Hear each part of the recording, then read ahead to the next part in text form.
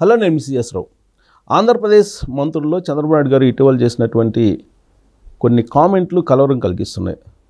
అందరి యొక్క జాతకం, అందరి యొక్క పనితీరు తన దగ్గర ఉంది అని చెప్తున్నారు. అంటే క్యాబినెట్ ప్రక్షాళన జరగబోతుందా, అసలు క్యాబినెట్లో ఏం జరుగుతుందనే దాని మీద విశ్లేషణ తీసుకునే ప్రయత్నం చేద్దాం. ప్రస్తుతం మన దగ్గర సూర్య గారు, శంకర వెంకటేశ్వర గారు ఉన్నారు. ఇంటరాక్ట్ అవుదాం. సార్ నమస్తే. నమస్కారం సిఎస్ గారు. సార్, కొన్ని కామెంట్స్ భవిష్యత్తులో కొంచెం సీరియస్ అవుతాయి. చంద్రబాబు నాయుడు గారు మీ డేటా మొత్తం నా దగ్గర ఉంది, మీ పనితీరు నా దగ్గర ఉంది అన్నారు. నేను సంక్రాంతి తర్వాత ఏమన్నా క్యాబినెట్ ప్రక్షాళన ఉండే అవకాశం ఉందా? అది మీకు గుర్తుండే ఉండాలి. మనం క్యాబినెట్ ప్రమాణ స్వీకారం అయిన తర్వాత ఒక నెల రోజులకే మనం ఒక వీడియో చేసాం. ఆ క్యాబినెట్లో ఉన్న వాళ్ళ గురించి. రాంప్రసాద్ రెడ్డి ఇష్యూ వచ్చినప్పుడు అనుకుంటా, మినిస్టర్, రవాణా శాఖ మంత్రి చాలా మాట్లాడాం. అప్పుడు ఈ సుభాష్ గురించి కూడా తూర్పుగోదావరి జిల్లాలో ఒక మంత్రి పేర్లు పెడితే బాగోదని చెప్పి. అసలు ఆ సెలక్షనే అంత గొప్ప సెలక్షన్ కాదు. ఎందుకంటే శుభం బలకం అంటే ఏదో అన్నట్టు మనం బాగోదని టూ ఇయర్లీ కదా మనం మాట్లాడతాం, వద్దులే అని మనం అనుకున్నాం. అప్పుడు కూడా నాకు బాగా గుర్తు. సెలక్షన్లోనే చాలా తప్పులు జరిగినాయి. ఒక కెపాసిటీ, క్యాలిబరు ఇది లేకుండా, సరైన ఎక్సర్సైజ్ లేకుండా మంత్రి పదవులు ఇచ్చారు అనేది అప్పుడే అనుకున్నాం. అందులో భాగంగానే ఇవాళ మళ్ళీ ఈ అసంతృప్తులు లేకపోతే పని చేయట్లేదు అనే మాట ఇవాళ బయటకు వస్తుంది. అది ముందే కొద్దిగా ఎక్సర్సైజ్ చేసి ఉంటే సరిపోయేది. ఇప్పుడు మనం ఏదైతే 2 పేర్లు అనుకుంటున్నామో ఆ 2 పేర్లు ప్రధానంగా అప్పుడే మనం మాట్లాడుకుంటాం. కూర్పప్పుడే మనం చేసాం. రాయలసీమలో కూడా 2-3 పేర్ల గురించి అట్లాగే అప్రస్తుతంగా పెట్టారని అనుకున్నాం. ఓవరాల్గా మనం 80 మార్క్స్ వేయొచ్చు కానీ అంతమించి వేయటానికి వీలు లేదు అని అనుకున్నాం. సీనియర్ మంత్రులుగా ఉన్నవాళ్ళు కూడా సరైన పెర్ఫార్మెన్స్ చేయటం లేదని కూడా మనం అనుకున్నాం. సీనియర్ పేరుకి ఏదో సీనియర్లే కానీ వాళ్ళ శాఖల్లో కూడా అసలు వాళ్ళు ఏ శాఖల మంత్రులో బయటకు తెలియట్లేదు. వాళ్ళకి పలానా శాఖ ఉన్నట్టు కూడా వాళ్ళకు కూడా తెలిసినట్టు వాళ్ళు ప్రవర్తించట్లేదు. ఎక్కడ రివ్యూలు చేయటం కానీ, ఆ శాఖల గురించి మాట్లాడటం కానీ, ఆ శాఖల్లో గత ప్రభుత్వంలో జరిగిన అవినీతి మీద దాని మీద ఏమన్నా విచారణలు చేయించడం, శాఖాపరంగా చేయటం కానీ ఏం జరగలేదు. అలాగే చాలామంది మంత్రులు గతంలో వైసీపీ వాళ్ళతో అంటగగిన వాళ్ళని సిఎస్లుగా పెట్టుకుంటాం, లేదా శాఖల్లో ప్రిన్సిపల్ సెక్రటరీలు ఆ రకంగా వాళ్ళతో ఇది చేసుకుంటాం. గతంలో జరిగిన అవినీతి ఆరోపణల మీద ఎటువంటి విచారణ ఇంతవరకు ఇనిషియేట్ చేయకపోవటం, ఎవరైనా చేస్తాంటే కొంతమంది అడ్డంబడి ఆపటం అనేది మనం రోజు వింటానే ఉన్నాం. ఈ రకంగా ఏంటంటే ఒక రకంగా చూస్తే జూన్ నుంచి ఇప్పుడు డిసెంబర్ 6 నెలలు అయిపోయింది కదా ప్రమాణ స్వీకారం. 6 నెలల్లో ప్రభుత్వం ఓవరాల్గా చూస్తే పరిపాలన అనేది కుంటుపడింది అని అనుకోవాలి తప్పించి అదేం పరిగెత్తిన దాఖలాలు ఎక్కడా లేవు. పరిపాలన అలా ఉంచితే ఇప్పుడు తాజాగా కొండపల్లి శ్రీనివాసరావు గారు ఆయన ఏదో బొత్స సత్యనారాయణ గారు కాళ్ళు పట్టుకుని నమస్కరించారు అనేది ఇప్పుడు స్ప్రెడ్ అవుతుంది. అవును, ఇప్పుడు అలాంటి పరిణామాలు తప్పే కదా, బహిరంగంగా తప్పే కదా. ఇప్పుడు ఆయన సీనియర్ అయి ఉండొచ్చు, ఈయన కానీ బంధుత్వాలు ఉండొచ్చు, లేకపోతే ఈ కుర్రాడు చదువుకుని సంస్కారవంతంగా పెద్దాడు కాబట్టి నమస్కారం పెట్టుండొచ్చు. అది 4 గోళ్ల మధ్య ఏదో పెళ్ళిళ్ళలో పేరెంట్ వాళ్ళు ఇంట్లోకి వెళ్ళినప్పుడు పెడితే పర్వాలేదు కానీ బహిరంగంగా ఆయన ఒక ఎయిర్పోర్ట్లో లాంజ్లో పెట్టారు 10 మంది సమక్షంలో అనేది అది బ్యాడ్ మెసేజ్ వెళ్తుంది కదా. ఆ కుర్రాడు అమెరికాలో చదువుకుని రావచ్చు, ఏమన్నా చేయవచ్చు. కానీ ఇప్పుడు ఒక 6 నెలల నుంచి చూస్తే ఆ కొండపల్లి శ్రీనివాస్ యొక్క ఏంటి అనేది అసలు ఇంతవరకు మనకి ఎక్కడా ముద్ర లేదు. పోర్ట్ఫోలియో మీద అతను రివ్యూ చేయటం కానీ, అతను ఒక వార్తగా ఒక మంత్రిగా బయట మాట్లాడటం కానీ ఎక్కడా లేదు. టాక్ ఆఫ్ ది సొసైటీగా ఎక్కడా లేదు అసలు. అలాగే వాసంశెట్టి సుభాష్ అనే మంత్రి కూడా అసలు అతనికి కూడా ఎక్కడా కూడా అవగాహన కానీ ఇంకోటి కానీ ఏమీ లేదు. ఏదో సామాజిక నేపథ్యంతో సోషల్ ఇంజనీరింగ్ కోసం మంత్రి పదవి ఇవ్వటమే తప్పించి అతనికి కలెక్టర్కి, ఆర్డీఓకి, ఎంఆర్ఓకి తేడా కూడా తెలియదు. మరి అటువంటి వ్యక్తి చాలాసార్లు నవ్వులు పాలయ్యారు అక్కడ బహిరంగ వేదికల మీద మాట్లాడేటప్పుడు, కొంతమందిని పేర్లు పెట్టి సంబోధించేటప్పుడు. ఇటువంటిప్పుడు కూడా ఆయనకి ఇటువంటి వాళ్ళు చాలామంది 100,000, 1,000, లక్షలను పెట్టి సున్నాలు పెడితే ఎటా ఉచ్చారణ చేయాలో కూడా తెలియదు. అంత మునుపటి ఉంటే వాళ్ళు ఉండరు అనుకోండి మంత్రులు అంటే. వాళ్ళందరికీ 1,00,000కి, 1,00,000కి, 1,000కి ఏంటి, ఎన్ని సున్నాలు ఉంటాయి ఏంటి అనేది కూడా తెలియదు. బెటర్ పరిపాలన, బెటర్ క్యాబినెట్ కోరుకునే కదా జనాలు. అంతే కదా, గతంతో విసిగి వేసారిపోయి భయభ్రాంతులకు గురైపోయి ప్రాణాలు గుప్పిట పెట్టుకుని బతికి ఒక స్వాతంత్రం వచ్చిందన్న ఫీలింగ్లో కొత్త ప్రభుత్వాన్ని ఎన్నుకున్న తర్వాత కొద్దిగా మంచి అవకాశాలు, కొత్త అవకాశాలు ఇచ్చారు వీళ్ళు. కొత్త టీంలో పెట్టుకుంటే బాగుంటుందేమోనని ఇచ్చినట్టు ఉన్నారు. చంద్రబాబు గారు కూడా లోకేష్కి ఒక సొంత టీము ఫ్రీ హ్యాండ్ ఇచ్చి పెట్టుకున్నట్టు ఉంది. ఇది ఓవరాల్గా చూస్తే లోకేష్ టీమే అంటాను కానీ చంద్రబాబు గారి టీం అని అంటానికి వీలు లేదు. కొద్దిగా ఫ్రెషర్స్ ఒక 7గురికి అవకాశం ఇచ్చారు. సామాజిక ఈక్వేషన్ ఏదో ఇచ్చారు. చూసినట్టు అది కూడా పూర్తిగా వీళ్ళందరి మూలాలు వైసీపీ నుంచి వచ్చిన మూలాలే, పార్టీ నుంచి వచ్చిన మూలాలు వీళ్ళలో చాలా మందికి లేవు. ఇప్పుడు అట్లా చూసుకుంటే రాంప్రసాద్ రెడ్డి వైసీపీ నుంచి వచ్చిన మనిషి. ఈ కొండపల్లి ఇన్సిడెంట్ క్యాబినెట్లో కొండపల్లి శ్రీనివాస్ అనే అతను అట్లా వచ్చినాడు. వాసంశెట్టి సుభాష్ రాత్రి వస్తూ వచ్చినాడే. కృష్ణా జిల్లా పూర్వ కృష్ణా జిల్లా కొలుసు పార్థసారథి అట్లా ఇదైన మనిషి. వీళ్ళందరూ కూడా మరి పెర్ఫార్మెన్స్ మొన్న మరి కొండపల్లి మన నూజివీడులో విగ్రహం అప్పుడు కూడా పార్థసారథి చేసిన తప్పే కదా, అది ఏమాత్రం క్షమించేది? క్షమాపణ చెబితే సారీ చెబితే సరిపోదు కదా, జరగాల్సిన నష్టం జరిగింది కదా. అక్కడ ఒక మంత్రికి తెలియకుండా పిలుస్తారా? అతన్ని పిలిచిన తర్వాత మేము పిలవకుండా వచ్చాడు చేశాడనే మాట సభ్య సమాజం అంత జీర్ణించుకోదు. హాస్యాస్పదం అది ఆయన అట్లా మాట్లాడటం. గౌతులచ్చన్న గారి విగ్రహావిష్కరణ టైంలో ఇవన్నీ కూడా వాళ్ళు కావాలని చేస్తున్నారు, లేకపోతే ఇవాళ కొన్ని కేసుల విచారణలో పోలీసులను అడుగు ముందేయకుండా ఆపుతున్నారు కొంతమంది అనేది వస్తూ ఉంది. ఇప్పుడు కొంతమంది విచారణ పేరుతో తప్పించుకు తిరిగి అబ్స్కాండ్ కింద పోలీసులు రాస్తున్నారు. మాజీ మంత్రులు అబ్స్కాండ్లో ఎట్టా ఉంటారు, కళ్ళుగా పెట్టపారిపోతారు. ఒక మాజీ ఎమ్మెల్యే తమ్ముడు 6 నెలల నుంచి ఎక్కడ పారిపోతాడు, పట్టుకోలేనంత అచేతన స్థితిలో పోలీసులు ఉండారా? ఇవాళ మా పేరు నాని ఎక్కడికి పారిపోతాడు, ఎందుకు చర్యలు తీసుకోలేదు? కొడాలి నాని ఎక్కడికి పోయాడు? వీళ్ళందరూ చర్యలు ఎందుకు తీసుకుంటలేదు మీరు? మరి అతను రామకృష్ణారెడ్డి తమ్ముడు ఎక్కడికి పోయాడు? ఎంత చాలా మంది ఉన్నారు కదా. మరి చెవిరెడ్డి భాస్కర్ రెడ్డి ధర్మారెడ్డి తర్వాత వాసుదేవరెడ్డి బెయిల్ ఎట్టా వస్తుంది, వెంకటరెడ్డి బెయిల్ ఎట్టా వస్తుంది, జైల్లో అంత రాజభోగాలు ఎట్టా వచ్చినాయి. మరి మా మదనపల్లి ఫైల్ దహనం కేసు ఏమైపోయింది, పెద్దిరెడ్డి రామచంద్రరెడ్డిది. ఇటువంటి ఒకటి కాదు రెండు కాదు, చాలా అపరిష్కృతంగానూ అపాస్పాలయ్యే విధంగా ఉన్నవి చాలా ఉన్నాయి. వైసీపీ డిఎన్ఏ ఉన్న కారణంగానే పరిస్థితి అంతే అనుకోవాలి కదా. ఇప్పుడు సెలక్షన్ ఆఫ్ ది ఇప్పుడు టీంని సెలెక్ట్ చేసుకోవడంలో తప్పు ముఖ్యమంత్రిగా అయిందే తప్పు. ముఖ్యమంత్రి గారి తప్పు అంటే నా పేరుకు ముఖ్యమంత్రి గారు తప్పు అంటాం, కానీ ముఖ్యమంత్రి గారిది కూడా కాదు. లోకేష్ అయితే సొంతగా టీంని రూపకల్పన చేశాడు, తన సొంతానికి భవిష్యత్తులో తనకి హెల్పింగ్ హ్యాండ్ లాగా ఉండేదానికోసమని అనుకుంటున్నాం అందరం. మరి ఆడినప్పుడు ఆ కుర్రాడిది తప్పే, లోకేష్ సెలక్షన్ తప్పుగానే అనుకోవాలి. మరి ఇటువంటి మనుషుల్ని పెట్టుకుంటాం. ఇప్పుడు అయిపోతే ఒక ప్రయోగం అయితే అయిపోయింది, మార్చే అవకాశం ఉందా? ఈ పరిణామాలు మార్చాలి. వాళ్ళ ప్రభుత్వం నడవాలి అంటే మాత్రం సమూలంగా మార్చకపోతే 6 నెలల్లో మీరు ఏమనుకోండి సిఎస్ గారు, మనం మాట్లాడింది కొంతమందికి జీర్ణించుకోలేకపోవచ్చు. మనం పొగిడి ఊరిని ఇక్కడికి వచ్చి భజన చేసినట్టు ఉండకూడదు. కాబట్టి ఏదన్నా ఒక మంచి జరగాలి కదా మనం చెప్పేది సమాజంలో. ఆంధ్ర రాష్ట్రానికి అది మంచి జరగాలని తపంతోనే మనం చెబుతాం తప్పించి మనకి ఈర్ష్య ద్వేషాలు కానీ లేకపోతే వేరే నిందలు వేయాల్సిన అవసరం, నెగిటివ్గా మాట్లాడాల్సిన అవసరం మనకేమీ లేదు. చంద్రబాబు గారి మీద లోకేష్ మీద మనకు ద్వేషం లేదు, కోపం లేదు కదా. వాళ్ళు సమూలంగా మార్చుకుంటేనే పరిపాలన 10 మందిలో గౌరవంగా ఉంటుంది. ఇదే పరిస్థితులు వెళ్తే మాత్రం భారీ మూల్యమే చెల్లించుకోవాల్సిన పరిస్థితి వస్తుంది. ఇప్పటికి సాధించింది కనీస పాస్ మార్కులు కూడా లేవు. ఇప్పుడు కూడా ప్రజాదరణగా కోల్పోయినట్టే ఉంది, కానీ ప్రజల్లో ఏదో అసంతృప్తి ఇంకా గూడు కట్టుకుని ఉంది సామాన్యుల్లో. ఇప్పుడు ఉండాళ్ళలో జరిగే పనులు జరిగిపోతున్నాయి, పెద్దాళ్ళకి జరిగిపోతున్నాయి అనేది బయటకు వచ్చేస్తాను ప్రతిదీ కూడా. గతంలో వైసీపీలో పనులైన వాళ్ళకి ఇప్పుడు కూడా పనులు అయిపోతున్నాయి.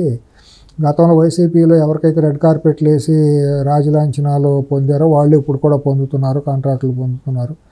వాళ్ళకి అన్నీ జరుగుతున్నాయి అనే అసంతృప్తి పార్టీ క్యాడర్లో ఉంది. పార్టీ క్యాడర్తో ఒక పక్క అయితే సామాన్య జనాల్లో కూడా గూడు కట్టుకుంటాం మొదలెట్టింది. అసంతృప్తి, ఆవేదన అనేది, అసహనం అనేది నిదానంగా ఇదవుతూ ఉంది. సరే మాకు 5 ఏళ్ళు ఉంది కాబట్టి మేము సరి చేసుకుంటాము అనే పరిస్థితి వాళ్ళ లేదు. సరి చేసుకునే ప్రయత్నాలు జరుగుతున్నాయి కదా. ఐవీఆర్ఎస్ సిస్టమ్ ద్వారా కూడా తెలుసుకుంటున్నా అని చెప్తున్నారు. అది తప్పండి. అసలు ఐవీఆర్ఎస్ సిస్టమ్ అనేది మోడలే తప్పని నా వ్యక్తిగతమైన అభిప్రాయం అండి. ఐవీఆర్ఎస్ సిస్టంతో ఎవరికి ఫోన్ చేస్తే ఎవరు చెబుతారండి, తాగేసి ఉన్నాడు, ఆడు ఏ పరిస్థితిలో ఉన్నాడు, ఒక కామెడీ ఆయనకి వెళ్ళిపోయి బ్రహ్మాండం అని చెప్పొచ్చు కావాలని వైసీపీ వాళ్ళకి ఇంకోళ్ళకి వెళ్తే. ఐవీఆర్ఎస్ సిస్టమ్ నవ్వులు పాలైంది 14-19 మధ్య. అసలు ఆ మోడలే తప్పు. అంటే నీ ఇంటెలిజెన్స్ నువ్వు నమ్మట్లేదనే అర్థం. ఇంటెలిజెన్స్ పనికి మాలిందనేగా ఐవీఆర్ఎస్ మీద అడిషనల్గా ఇంటెలిజెన్స్ రిపోర్ట్ ఉంటుంది, సర్వేలు కూడా సర్వేలు చేసుకుంటున్నారు, రెండు ఎక్కడ మూడు సింక్రనైజ్ అవుతున్నాయి ఎక్కడన్నా పోనీ. ఇది ఎక్కువ రిజల్ట్ ఎక్కడ వస్తుంది మీకు అసెస్ చేసుకోవాలి కదా. 3 పెట్టుకున్నాం సిఎస్ గారు, 3 మనం పంపించాం నమ్మి. 3లో ఎవరిది వాస్తవాలకు దగ్గరగా ఉంది, 3 చెబుతున్నది ఎట్లా ఉందనేది తెలిసినప్పుడు you can rely on that. అవును, సమ్అప్ చేసి క్యాబినెట్ సమావేశంలో అదే చెప్పారుగా, మీ రికార్డు నా దగ్గర ఉంది, జాగ్రత్తగా పనిచేయాలి. ఆ 3 చెప్పకపోతే మనకు తెలియదా సిఎస్ గారు? హైదరాబాద్లో కూర్చొని మీకు నాకు తెలుసు కదా ఎక్కడెక్కడ రాష్ట్రంలో ఏం జరుగుతుంది, ఏ జిల్లాలో ఏం జరుగుతుంది మనకు తెలియట్లేదా? వాస్తవం మాట్లాడుకుందాం. ఇదంతా ఎట్లా ఉందంటే, నా చంద్రబాబు గారు 40 సంవత్సరాల అనుభవం నవ్వులు పాలు అవుతున్నారు. ఆయన ఇది ఉడతూపులు ఊపుతున్నారు, ఆయన మామూలు ఆయన ఏం మారుతారు అన్నారు కానీ ఏం మారలేదు, అది ఇది అనేది బహిరంగంగా అంటున్నారు. ఆయన మారరు అనేది మనకు తెలుసు. ఆయన ఎందుకు ఆ మాటలు మాట్లాడిన పలసన పట్టమే కదా, మీ అందరు గుట్టు మా దగ్గర తీసుకున్న చర్యలు ఏంటి? ఆయన అందరు గుట్టు ఉంది సరే, 6 నెలల్లో ఏమన్నా చర్యలు తీసుకున్నావా నువ్వు? అంటే సమయం సందర్భం ఇప్పుడు నాగబాబు గారిని క్యాబినెట్ లో తీసుకుంటే ఏమవుతుంది? ఆ సందర్భంగా ప్రక్షాళన చేస్తారని ఏమవుతుంది? నాగబాబుని తీసుకుంటే ఏముంది? ఎడం చేయి తీసి చేయబెట్టినప్పుడు అతనికి ఉన్న ఎక్స్పీరియన్స్ ఏంటి? అతను ఏం చేయగలడు? ఊరినే పేరుకి నామకే వస్తే ఏదో పవన్ కళ్యాణ్ గారి అన్నగా ఏది ఇవ్వటమే తప్పించి అతనికి ఉన్న స్టామినా ఏంటో మనకు అంత మునుపు బహిరంగంగా మాట్లాడినప్పుడు మనకు తెలియదు బయట ప్రపంచానికి. నా వ్యక్తిగతంగా నాకైతే ఒక అంచనా ఉంది నాగబాబు అనే అతని గురించి. అతను ఏమాత్రం పెర్ఫార్మెన్స్ చేయగలడు, అతను మెడకు గుదిబండ్లాగా క్యాబినెట్లో గుదిబండ్లాగా తయారవుతాడు తప్పించి, నవ్వులు పాలు అవుతాడు తప్పించి, అతను హెల్పింగ్ హ్యాండ్ జనసేనకి ఎవడు, పవన్ కళ్యాణ్కి ఎవడు, ప్రభుత్వానికి ఎవడు. ఇవాళ ఉన్న పరిస్థితుల్లో రాష్ట్రం చాలా క్లిష్ట పరిస్థితుల్లో ఉంది. ఇన్వెస్టర్స్ రావాలి, గతంలో జరిగిన అవినీతి దుర్మార్గాల మీద కఠినమైన చర్యలు తీసుకోవాలి. ఏమీ తీసుకుంటలేదు కదా, ఎక్కడేసిన గొంగళి అక్కడే ఉంది కదా. 6 నెలలు ఇంకా కూలింగ్ పీరియడ్ ఎక్కడండి? ఇప్పుడు హనీమూన్ పీరియడ్ కూలింగ్ పీరియడ్ అంటారు, అని ఇంకెన్ని నెలలు కూలింగ్ పీరియడ్ హనీమూన్ పీరియడ్లు?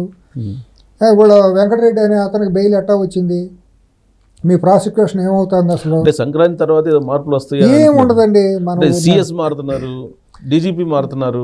ఏం మారినా సముద్రంలో ఉప్పుగానే ఉంటుంది. అది సముద్రం దగ్గర ఉప్పుగా ఉందని పొట్టం కట్టుకొచ్చి మంగినపూడి బందరెళ్ళి మంగినపూడి దగ్గరికి వెళ్ళి అక్కడ నీళ్లు తాగితే ఉప్పుగా ఉన్నాయని బాటిల్లో పట్టుకొచ్చి హైదరాబాద్ తీసుకొస్తే తెగ పంచదార నీళ్ళు అవుతాయా? దాని సహజ లక్షణం అట్టాగే ఉంటుంది. ఈ క్యాబినెట్ యొక్క చంద్రబాబు గారి సహజ లక్షణం అంతేనండి. ఆయన నాంచివేత ధోరణి, మొహమాటం ఎక్కువ, పెద్దరకం ఎక్కువ, ఇది నష్టం చేస్తుంది. కాకపోతే ఆయన మనకు డోకిపర్ ఎందుకు వెళ్తారండి? తప్ప కదా. కార్యకర్తలు ఏమనుకుంటున్నారు? పార్టీ కార్యకర్తలు డోకిపర్ ఎందుకు వెళ్ళాలి అసలు? మెగా కృష్ణారెడ్డి గుడికి పిలిస్తే నువ్వు ఎందుకు వెళ్ళాలి? ఏం మెసేజ్ ఇచ్చినట్టు నువ్వు? క్యాడర్కి కానీ ప్రజలకు కానీ ఏమైనా ఉపయోగం ఉందా? పార్టీకి కానీ ప్రభుత్వానికి కానీ క్యాడర్కి కానీ ఏమైనా ఉపయోగం జరిగిందా మీ చర్యల మూలన? అల్లు అర్జున్ అనే ఒక సినీ నటుడు ఒక చట్ట వ్యతిరేకమైన పనిలో పార్టిసిపేట్ చేస్తే ప్రభుత్వం చర్యలు తీసుకుని జైల్లోకి వెళ్ళి అరెస్ట్ అయ్యి జైలుకి వెళ్తే నువ్వు పరామర్శ చేయటం ఏంటి? అని కార్గిల్ యుద్ధానికి వెళ్ళి వచ్చాడా? అంటే అది అఫీషియల్గా లేదంటున్నారు. మరి బయటకు వచ్చింది కదా, ఖండించాలి కదా. నేను చేయలేదు, అల్లు కాంపౌండ్ నుంచి వచ్చిన లీక్స్ అంటున్నారు. లీక్ అంటే ఖండించాలి కదా. ఆయన సీఎంఓ నుంచి ఖండన రావాలి కదా. మేము అటువంటి చేయలేదని ఎందుకు మాట్లాడటం? మొహమాటం. పవన్ కళ్యాణ్ గారు ప్రత్యేక విమానాల్లో బయలుదేరుతున్నారు అనేది కూడా లీక్ అంటున్నారు. లీకే. ఆయన వచ్చారు, నేను కలవకుండా వెళ్ళిపోయారు అనేది కూడా లీకే. కానీ ఇదంతా బిజినెస్ లో ప్రమోషన్ లో భాగం అంటారు. అతను వెనతో పెట్టిన విద్య అండి. అల్లు అరవింద్ అనే వ్యక్తికి గత 30 సంవత్సరాలు అతను ట్రాక్ రికార్డు తీసుకుంటే ఈ కృత్రిమంగా హైప్ని క్రియేట్ చేయటం కానివ్వండి, వార్తలను వండివార్చడం కానివ్వండి, అతనికి వెనతో పెట్టిన విద్య. 1980 ఎప్పుడైతే చిరంజీవి అనే నటుడు అతనికి బావయ్యాడో, అల్లు రామలింగయ్య గారికి అల్లుడయ్యి అరవింద్కు బావయ్యాడో, ఆ రోజు ఎప్పుడైతే జ్యోతిచిత్ర మన సితారా జ్యోతిచిత్ర ద్వారా సూపర్ స్టార్ని ఎన్నుకోండి అనే ఒక ఇది జరుగుతూ ఉండేది ప్రతి సంవత్సరం. అభిమానులు కూపన్స్ పంపించేసేవాళ్ళు. అప్పుడు 3 సంవత్సరాల వరుస కృష్ణ గారికి సూపర్ స్టార్ అనేది అవార్డు వచ్చింది. రామారావు గారు అప్పుడు రాజకీయాల్లోకి వచ్చి ఉండొచ్చు, లేకపోతే శోభనబాబు గారు అందరూ ఉన్నా కూడా ఆయనకు ఉన్న ఫ్యానటిజం ఎక్కువగా కృష్ణ గారికి, లేదా రకరకాల ఏదన్నా కానీ జ్యోతిచిత్ర సితారా వాళ్ళు మార్కెటింగ్ పెంచుకోవడం కోసం, వాళ్ళ పత్రికలను పెంచుకోవడం కోసం మార్కెట్లో కూపన్ చింపేస్తే అది పనికిరాదు కదా. ఒక్కొక్క కూపన్ కొనాలంటే ఒక్కొక్క పత్రిక కొనాలి కదా. అట్లా వాళ్ళ సర్క్యులేషన్ పెంచుకోవడానికి వాళ్ళు చేసిన మార్కెటింగ్ టెక్నిక్ అది. వీళ్ళు ఏం చేశారంటే వాళ్ళ హీరోయిజం పెంచుకోవడం కోసం మార్కెట్లో ఉన్న సితార్లు జ్యోతిచిత్రాలు కొనేసి ఎవరికాళ్ళు ఓట్లు వేసుకున్నట్టు మొదలు జరిగింది. దానికి పోటీకి ఇతను ఏం చేశాడంటే వాళ్ళ బావకి సూపర్ స్టార్ కాదు మెగాస్టార్ అని కృత్రిమంగా ఫ్యాన్స్ ద్వారా ఇప్పించుకున్నాడు. ఇక అక్కడి నుంచి స్టార్ల గజ్జి తామర మొదలైంది సినిమా ఇండస్ట్రీలో. ఎవరికాడ ఒక స్టార్ అని భుజాన్ని పెట్టుకోవడం, real star icon star, mega star, planet star, ఇంకా బొంగు స్టారు, బోషానం స్టారు, ఈ స్టార్లన్నీ భుజాన్ ఎవరి స్టార్లు, గ్లోబల్ స్టార్లు, టాయిలెట్ స్టార్లు, ఈ స్టార్లు ఎవరి స్టార్ ఆడి పెట్టుకుంటామే. ఇది నవ్వుల పాలైపోయింది. ఇది అక్కడ సహజంగా జరిగేది. ఎప్పుడు సినిమాని ప్రతిసారి మార్కెటింగ్ చేసుకుంటాం, ఫ్యాన్స్ ఆడియో రిలీజ్ చేసేటప్పుడు కూడా మనం వికృత పోకళ్ళు మనం అన్నీ చూసాం. వీడిని చూసేవాడు, వాడిని చూసి దీంట్లో ఎవరో తక్కువ కాదు, ఎవరో ఎక్కువ కాదు. అంటే నేను అనేది ఓన్లీ ఆయన అరవింద్ గారు నేను ఏదో పిన్ పాయింటెడ్ అంటాం కాదు. అంటే అరవింద్ గారు కాదు, సంజయ్ థియేటర్ ఎపిసోడ్ నేపథ్యంలో ఈయన చేసినటువంటి చంద్రబాబు గారు ఫోన్ చేశారని, లేకపోతే లీక్స్. అవును, అప్పుడు సీఎంఓ బాధ్యత కదండి. మనం వీళ్ళని అంటాం కాదు. సీఎంఓ ఏం చేస్తుంది? సీఎంఓలో పిఆర్ఓ ఉన్నాడు కదా, లైట్గా తీసుకుని ఉండొచ్చు. నష్టం ఎవరికి జరుగుతుంది? ఆయన పొరుగు పోలేదు, చంద్రబాబు గారి పొరుగు పోలా. మా సమాజంలో నువ్వు పిఆర్ఓలో అంటాడు, ఒకడు ఉన్నాడు కదా, పనికిమాలినాడు ఉన్నాడు, ఎవడో ఉన్నాడు కదా.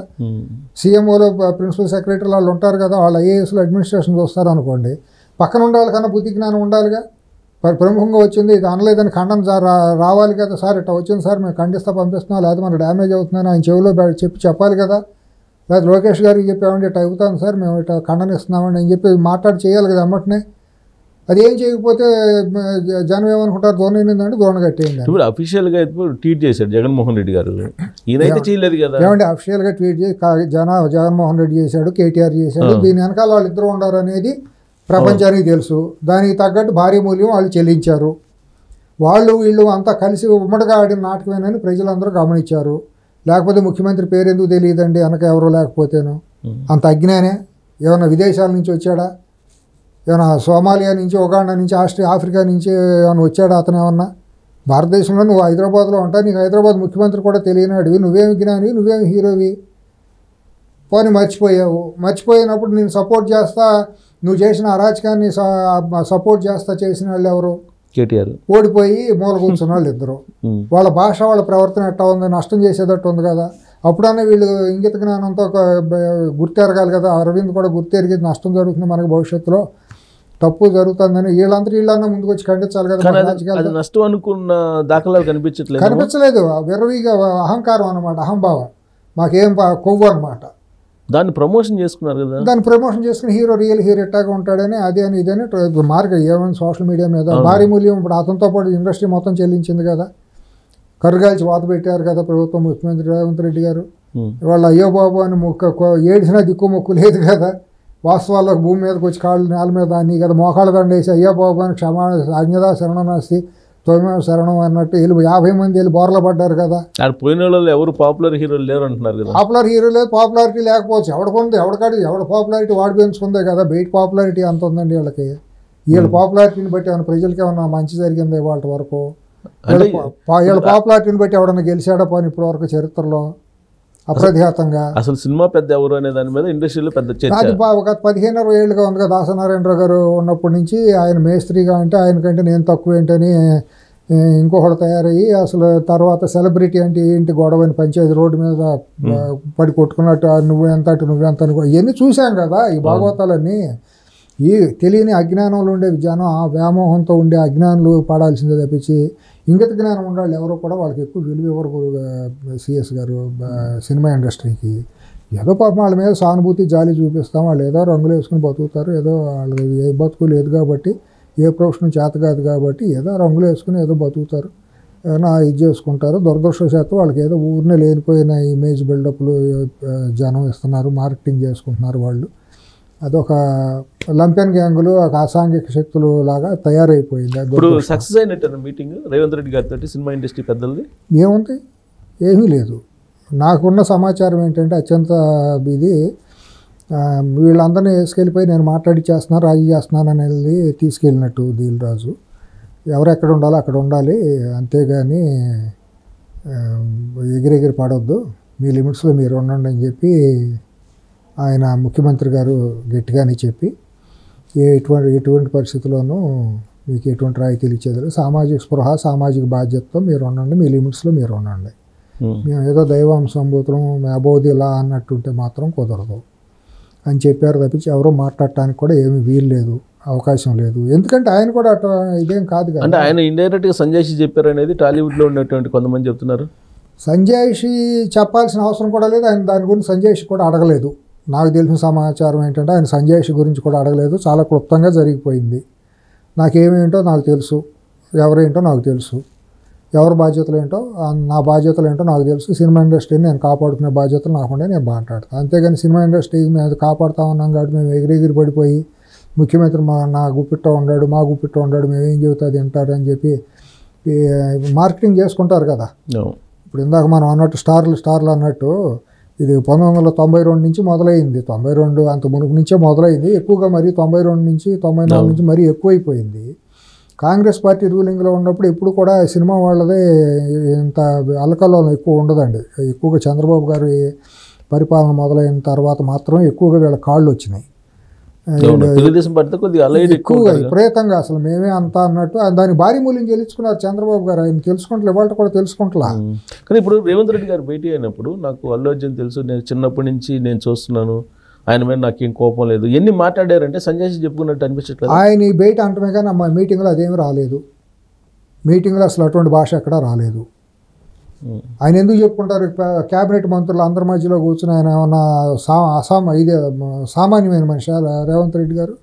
ఆయన ఎందుకు ఇవన్నీ సెల్ఫ్ ఇది ఎక్స్ప్లెనేషన్ ఇచ్చుకున్నట్టు ఉంటుంది? పక్కన క్యాబినెట్ సహచరులు ఉన్నారు, డీజీపీ ఉన్నారు. మరి ఎంతమంది ఉన్నప్పుడు అంతమంది మధ్యలో నేను అది ఇది అని ఒక వ్యక్తి గురించి ఎందుకు మాట్లాడి ఎక్కువ హైప్ చేస్తారు? ఆయనకి తెలియదు. న్యూస్ పేపర్లు ఇవన్నీ కిరాయి వార్తలు ఇవన్నీ కిరాయి మీడియా. ఆయన ఏమీ లేదు. నాకు తెలిసిన వ్యక్తి, నాకు చాలా పెద్ద మనిషి, ఎల్లునాళ్ళలో చాలా ఇంపార్టెంట్ పర్సన్, వాళ్ళు ఉండాళ్ళలో సినిమా ఇండస్ట్రీ నలుగురిలో ఒక ప్రముఖుడు. ఏం చాలా హుందాగా జరిగింది, వెళ్ళొచ్చింది. ఆయన చెప్పాల్సింది 2 మాటల్లో చెప్పారు, వెళ్ళారు. ఏదో మేమంతా ఎంత గొప్ప అని ప్రదర్శన చేసుకోవాలని ప్రయత్నం చేశారు. అది కూడా వాళ్ళకి చల్లలేదు. అక్కడ మీ లిమిట్స్ మీరు గుర్తెరగండి అని కూడా వాళ్ళకి చెప్పారు. అంతే తప్పించి ఏమీ లేదు. అక్కడ మీ స్థాయి ఇంతేనని తేల్చి చెప్పారు, వెళ్ళారు, వచ్చేసారు. అంతవరకు వెళ్ళి మేము సహకరిస్తాము, మీతో ఉంటామని అన్నారు. ఏంటి వీళ్ళు సహకరించకేం చేస్తారా? సహకరించకపోతే ఏం చేస్తారు వీళ్ళు? వెళ్ళిన వాళ్ళల్లో ప్రధానంగా బాలయ్య, చిరంజీవి లేరు అనేది ఒక పెద్ద టాక్. అవును, ఉండాల్సిన అవసరం ఉందంటారు వాళ్ళిద్దరు. ఈ అవసరం ఏముంటుందండి? అవసరం ఉందో లేకపోయింది అనేది ఏం కాదు. ఇప్పుడు వీళ్ళు వెళ్ళారు, ఎందుకు వెళ్ళారు అనేది అందరికీ తెలుసు. వీళ్ళ సినిమా ఇండస్ట్రీ భాగవతం ఏంటనేది కూడా అందరికీ తెలుసు. మనం అందరం చూస్తున్నాం. అందుతో చుట్టూ అందకపోతే కాళ్ళు. వీళ్ళు 10 ఏళ్ల పాటు బీఆర్ఎస్ని ఎట్టా మోసారో తెలుసు. మేమే పార్టీ మేము అంటాం. అసాంఘిక కలయిక జరిగింది ఇండస్ట్రీకి రాజకీయానికి మధ్య. విశృంఖలంగా జరిగిపోయింది. ఏదంటే అది జరిగిపోయింది. హీరోలు కూడా ఈ కుక్కమూతి పిందులు కూడా ఎగిరెగిరి పట్టడం మొదలుపెట్టారు అందరూ. ఎవడికాడే కేర్ ఆఫ్ అడ్రస్ ఏంటంటే తాత పేరో, తండ్రి పేరో, మేనమామ పేరో, బాబాయ్ పేరు ఎట్లా చెప్పుకురావాల్సిందే తప్పించి సొంత నటన నవరసాలు ఒలికిచ్చేవాడు ఒక్కడు లేడు వాళ్ళల్లో.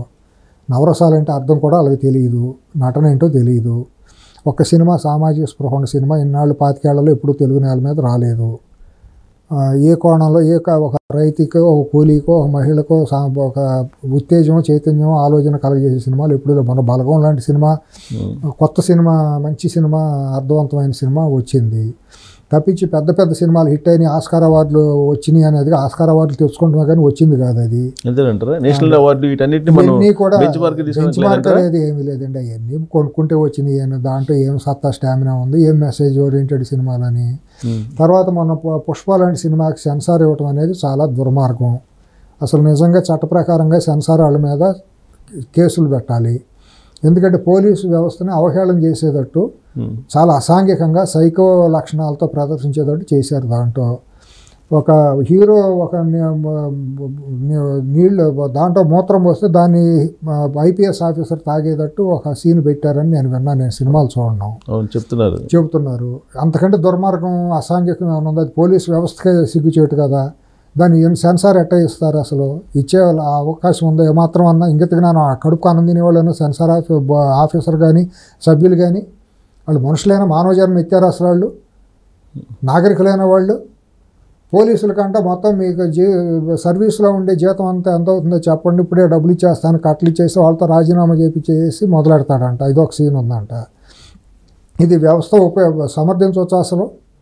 ఇటువంటి సినిమాని కోర్టులు మాత్రం కోర్టులు ఏమంటే మా దృష్టికి రాలేదు కాబట్టి అంటే దృష్టికి వస్తేనేనా? కొన్ని ఎన్ని దృష్టికి వస్తే సుమోటోగా తీసుకుని ఇది చేశారు. మరి ఇప్పుడు మొన్న ఏ దృష్టితో అతను గొప్ప హీరోగా మీరు ఇది చేశారు? అవుట్ ఆఫ్ టర్న్లో కేసులు ఎట్టయి ఉన్నారు? ఏమైనా పెద్ద భారతరత్న అవార్డు గ్రహీత, పద్మవిభూషణ్ అవార్డు గ్రహీత, లేదా పరమవీర చక్ర, పరమ కీర్తి చక్ర ఏమైనా అవార్డు గ్రహీత కార్గిల్ యుద్ధంలో అవుట్ ఆఫ్ టర్న్లో కేసులు వినటానికి మీ డిస్క్రిషనరీ పవర్ ఉపయోగించడానికి? డిస్క్రిషనరీ పవర్ అంటే మీ ఇష్టానుసారం ఉపయోగించడం కాదు.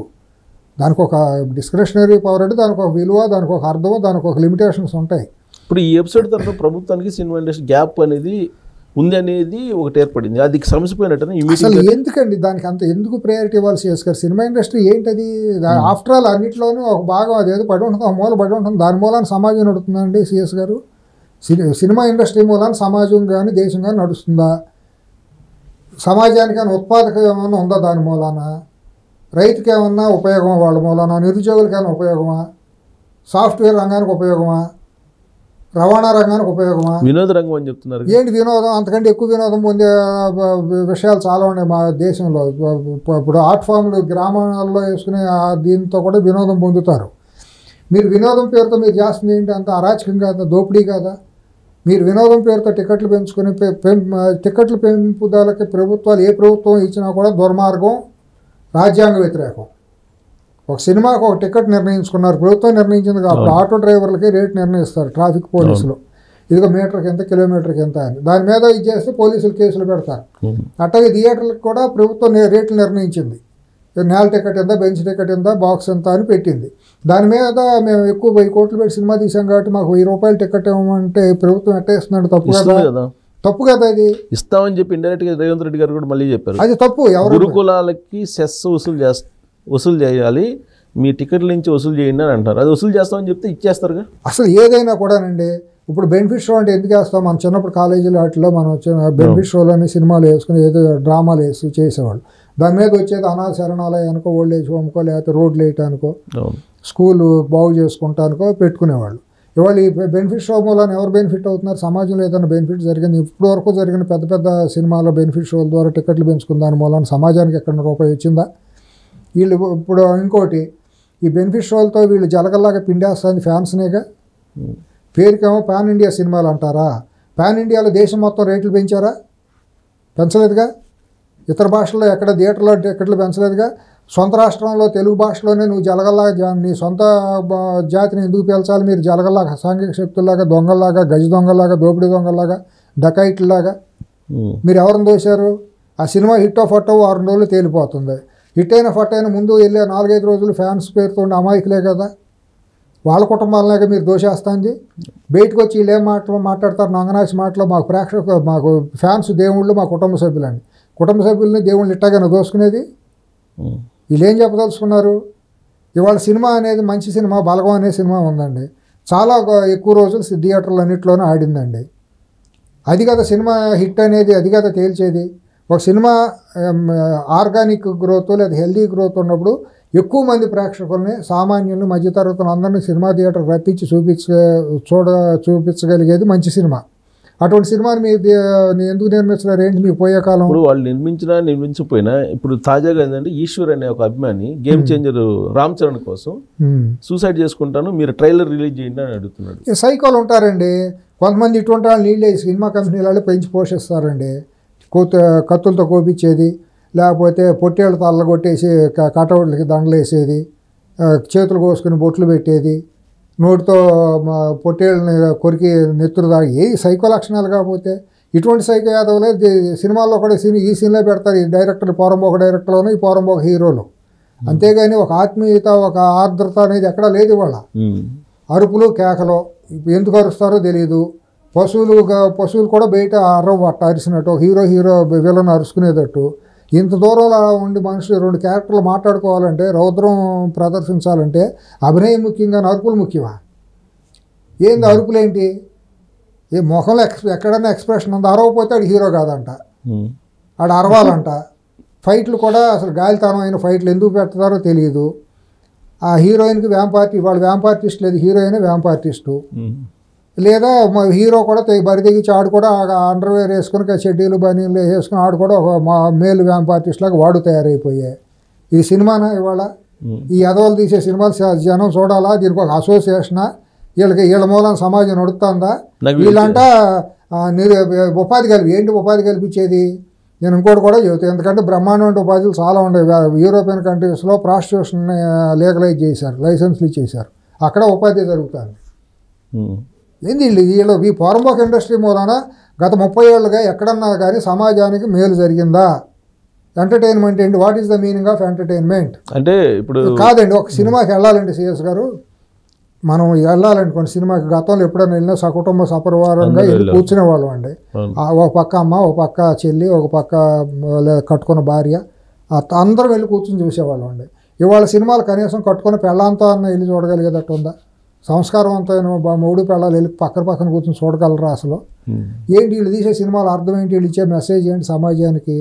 అంటే దాన్ని యాక్సెప్ట్ చేస్తుంది సమాజం, ప్రభుత్వం యాక్సెప్ట్ చేస్తుంది. ప్రభుత్వాలు తప్పండి. సెన్సార్ అనేది దుర్మార్గంగా అయిపోయింది, అది ఒక పోరంబోకల సంస్థ అయిపోయింది, అనైతికం. అసలు అది ఏం మాట్లాడాలో కూడా తెలియదు. సినిమా ఇండస్ట్రీ ఎంత దిగజారిపోయింది, సెన్సార్ అనేది అంతకంటే పోరంబోకలుగా దిగబారి. ఇప్పుడు నా పాయింట్ ఏంటంటే, ఆ రోజు సంజయ్ థియేటర్లో చనిపోయింది కాబట్టి అల్లు అర్జున్ అరెస్ట్ చేశారు. ఇప్పుడు ఈ ట్రైలర్ కోసం రేపు ఎల్లుండి రిలీజ్ చేయకపోతే నేను చచ్చిపోతానని సూసైడ్ లెటర్ రాశాడు. ఇప్పుడు రామ్ చరణ్ అరెస్ట్ చేయాలా? తప్పు కదండి. ఎందుకు ఈ సైకోగాన్ని తీసుకెళ్ళి లోపల మెంటల్ హాస్పిటల్, ఎర్రగడ్డ మెంటల్ హాస్పిటల్లో పడేసి కరెంట్ షాక్ ట్రీట్మెంట్లు ఇస్తే అదొక సరిపోతుంది. ఇటువంటి అదొక 10 మందిని తీసుకెళ్ళి పిచ్చి హాస్పిటల్లో పడేస్తే సమాజానికి ఒక గట్టి మెసేజ్ వెళ్ళినట్టు అవుతుంది. రామ్ చరణ్ కట్టడి చేయాలి కదా, అప్పుడేమో అల్లు అర్జున్ కట్టడి ఎవరైనా సరే, ఎవరైనా ఇప్పుడు అల్లు అర్జున్ అరెస్ట్ చేయటం అంటే ఉద్దేశపూర్వకం కాదు, ఏం కాదండి, ఒక మెసేజ్ ఇవ్వాలండి. అదే ఇప్పుడు సమాజానికి ఎందుకంటే బరిదెగిస్తే మనకి ఏదైనా ఒలి చేడుతుందనే భయం అనేది ఒకటి ఉండాలండి. ఆ రోజు పోలీసులు అతన్ని నువ్వు వెళ్ళొద్దు, అక్కడ ఒత్తిడి జరుగుతుంది అనే మాట చెప్పడం జరిగిందండి. దాన్ని ఉల్లంఘించి వెళ్ళాడండి.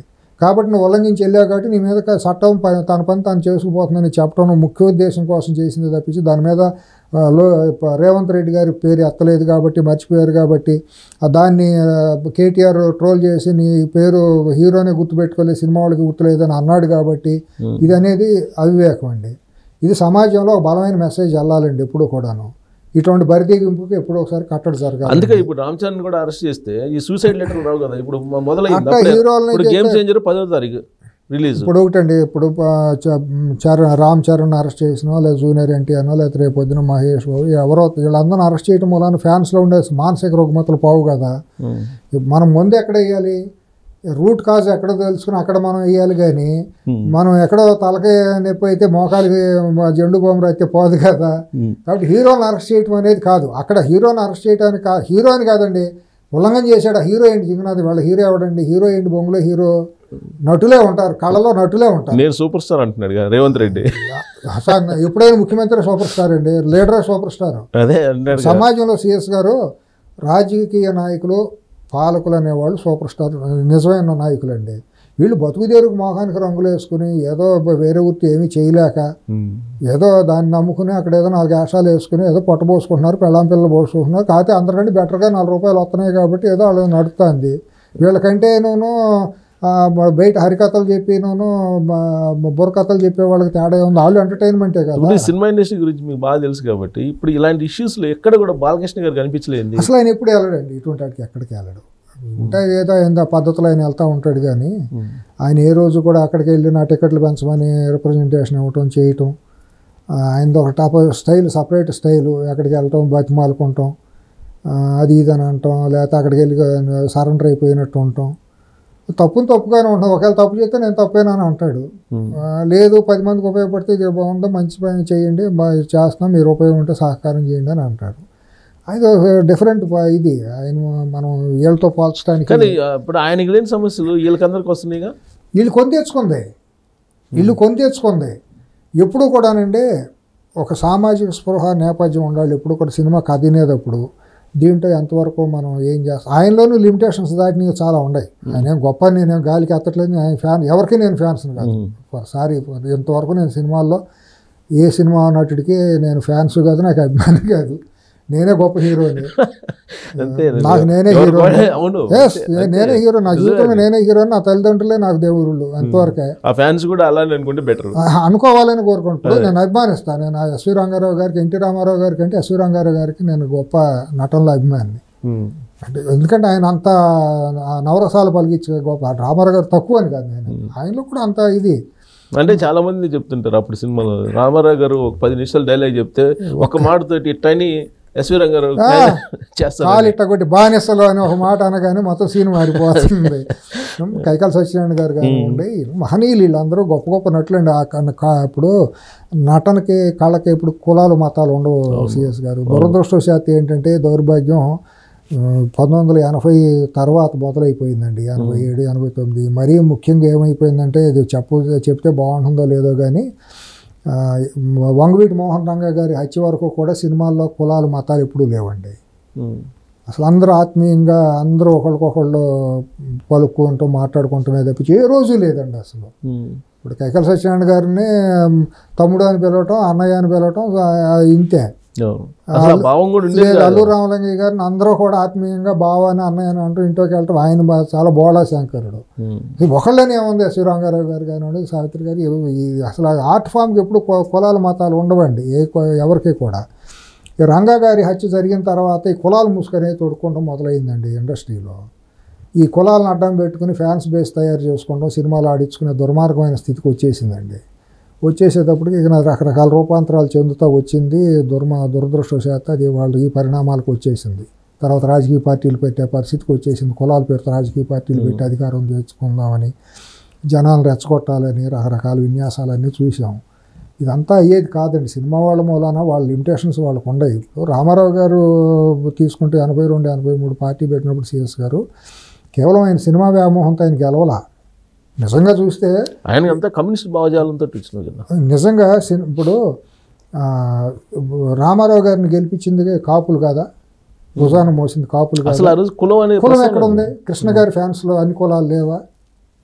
ఎవరు కులానికి ఫ్యాన్ సినిమా అభిమానుల కులాలు ఎక్కడ ఉంటాయండి? ఎప్పుడు చూశారు?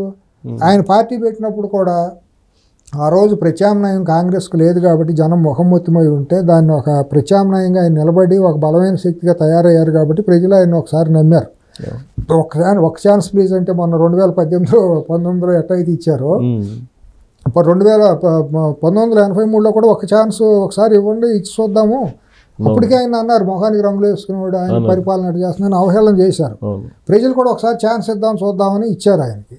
ఇచ్చినప్పుడు ఆయన కొంతమేరకు సక్సెస్ అయ్యారు. 2 రూపాయల కిలో బియ్యం, పేదవాడికి జనతా వస్త్రాలు ఇవ్వటం, ప్రజలకు చేరువయ్యారు. పటేల్ పటవారీ వ్యవస్థ రద్దు చేయటం ద్వారా ఆయన వచ్చిన అవకాశాన్ని సద్వినియోగం చేసుకున్నారు. కాంగ్రెస్ వాళ్ళు కూడా దాన్ని అడ్డుకునే ప్రయత్నం చేశారు. 89 వచ్చేటప్పటికి ఆయన ఓడగొట్ల. ఎవరో చిత్తరంజన్ దాస్ అని ఒక అనామకుడు, ఎవరికీ తెలియదు. కలవకుర్తులు ఓడిపోవటం ఏంటి అటువంటి మనిషి. తర్వాత 2004 ఎన్నికలప్పటికి జూనియర్ ఎన్టీఆర్ని కాకి ప్యాంటు కాకి చొక్కా వేసి తాతలాగా ఇది చేసేసి 2009 అంటే ప్రజారాజ్యం పోటీ, ప్రజారాజ్యంకి పోటీ అనుకోండి, సారీ. ఆ టైంలో పని ఆ కుర్రాడు తిరిగిన చోట ఎక్కడన్నా ఒక సీటు గెలిచిందా? ఒక్కడికి గెలవాల. చిరంజీవి గారు మొత్తం అంతా నేను తుడిచేస్తాను, ఇది చేసేస్తాను, ప్రత్యామ్నాయం నేనేనని చెప్పేసి వస్తే జనం పొలవమని వచ్చేస్తా అంటే ఇంకేముంది సునామీ అని అన్నారు. అరవింద్ ఏమన్నాడు, 294 సీట్లో 293 మాయను ఒక సీటు ఎవరికైనా వదిలిపెడతానని అన్నాడు. గుర్తుందా మీకు? తను గెలిచాడు అరవింద్ ఆయన అనకాపల్లిలో. చిరంజీవి గారు ఓడిపోలేదా? చివరికి ఎన్ని సీట్లు వచ్చినాయి? 18 వచ్చినాయి. మరి చిరంజీవి గారు ఓడిపోయారా పాలకొల్లో? 2018లో పవన్ కళ్యాణ్ మరి విపరీతమైన ఇమేజ్ ఉండి ఏమైంది? ఆయన ఓడిపోయారు లేదు కదా. పవన్ కళ్యాణ్ గారు ఓడిపోయారా? మొన్న వీటన్నిటిని కుటుంబాన్ని కాదని నేను సపరేట్ అని చెప్తా నంద్యాల వెళ్ళి వైసీపీకి సపోర్ట్ చేయడానికి వెళ్ళాడా ఈ అరవింద్ గారు అబ్బాయి అర్జున్. జనాలు విపరీతంగా వచ్చేసారు, రోడ్లు పగిలేదట్లు వచ్చేసారు, పట్టినట్టు వచ్చారు. చూస్తే అసలు జనం ఇంకేముంది, అబ్బో ఇతని ఇమేజ్ ముందు అసలు రామారావు గారు చిరంజీవి గారు వీళ్ళు ఎవరు చాలరు అన్నట్టు ఊహించుకున్నారు. నంద్యాలలో ఏమైంది మరి? వెళ్ళి చెయ్యి ఊపాడు, ప్రచారం చేశాడు, నా స్నేహితుడు కోటేమంటూ జనం ఓటేశారా? కొత్త పార్టీ పెట్టాలనుకుంటున్నాడంటే పెట్టవచ్చు, మనం అనుకున్నాం కదా, ఎవరైనా పెట్టవచ్చు. వాళ్ళ ఎలక్షన్ కమిషన్ రూల్స్ ప్రకారం డిపాజిట్ కట్టి 10 మంది కనుక సభ్యులు ఉంటే కేఏ పాల్ గారు పెట్టుకోవాలి పార్టీ. అటువంటి పార్టీలు ఎన్ని లేవు. ఇప్పుడు వైసీపీ వాళ్ళు చాలా అతన్ని ఫాలో అవుతున్నారుగా. ఫాలో అవుతారండి. ఇప్పుడు వీళ్ళ మొహాలకి వాల్యూ లేదు కాబట్టి ఇటువంటి వాళ్ళని ప్యాడింగ్ ఆర్టిస్టులను పెట్టుకోవాలి. ఎందుకంటే వీళ్ళ ఫేస్ వాల్యూ లేదు. వీళ్ళని దేకేవాళ్ళు ఎవరు లేరు. వైసీపీ వాళ్ళని బీఆర్ఎస్ వాళ్ళని దేకేవాళ్ళు ఎవరు లేరు. ఇంకా వాళ్ళది అయిపోయింది సినిమా, కార్బన్ కాలిపోయింది అనమాట. ఇప్పుడు ఇటువంటి వాళ్ళని ముందు పెట్టుకుని నడపాలి. ఇది ఇకనేమి నీకు నీ వారు లేరు, నాకు నా వారు లేరు, చల్లమోహన్ రంగ అన్నట్టు ఇక ఇటువంటి అనైతికమైన పొత్తుల ద్వారా రేపు రాజకీయాల్లోకి వెళ్ళాలని ఒక ఆఖరి దింపుడు కల్లా మాసి తప్పించేది ఏమి లేదు. ఎప్పుడు కూడా సమాజహితం కోసం, ప్రజాశ్రేయస్సు కోసం పాటుపడే వాళ్ళే నిజమైన నాయకులు అండి, నిజమైన హీరోలు అండి. వాళ్ళు ఆ చట్టసభల్లో ఉంటారండి, నిజమైన నాయకులు, నిజమైన ప్రజల గుండెల్లో ఉండేవాళ్ళు. శాశ్వతంగా ఉంటారు, లెంగ్తీ ఎక్కువ టైము పాలిటిక్స్లో ఉంటారండి.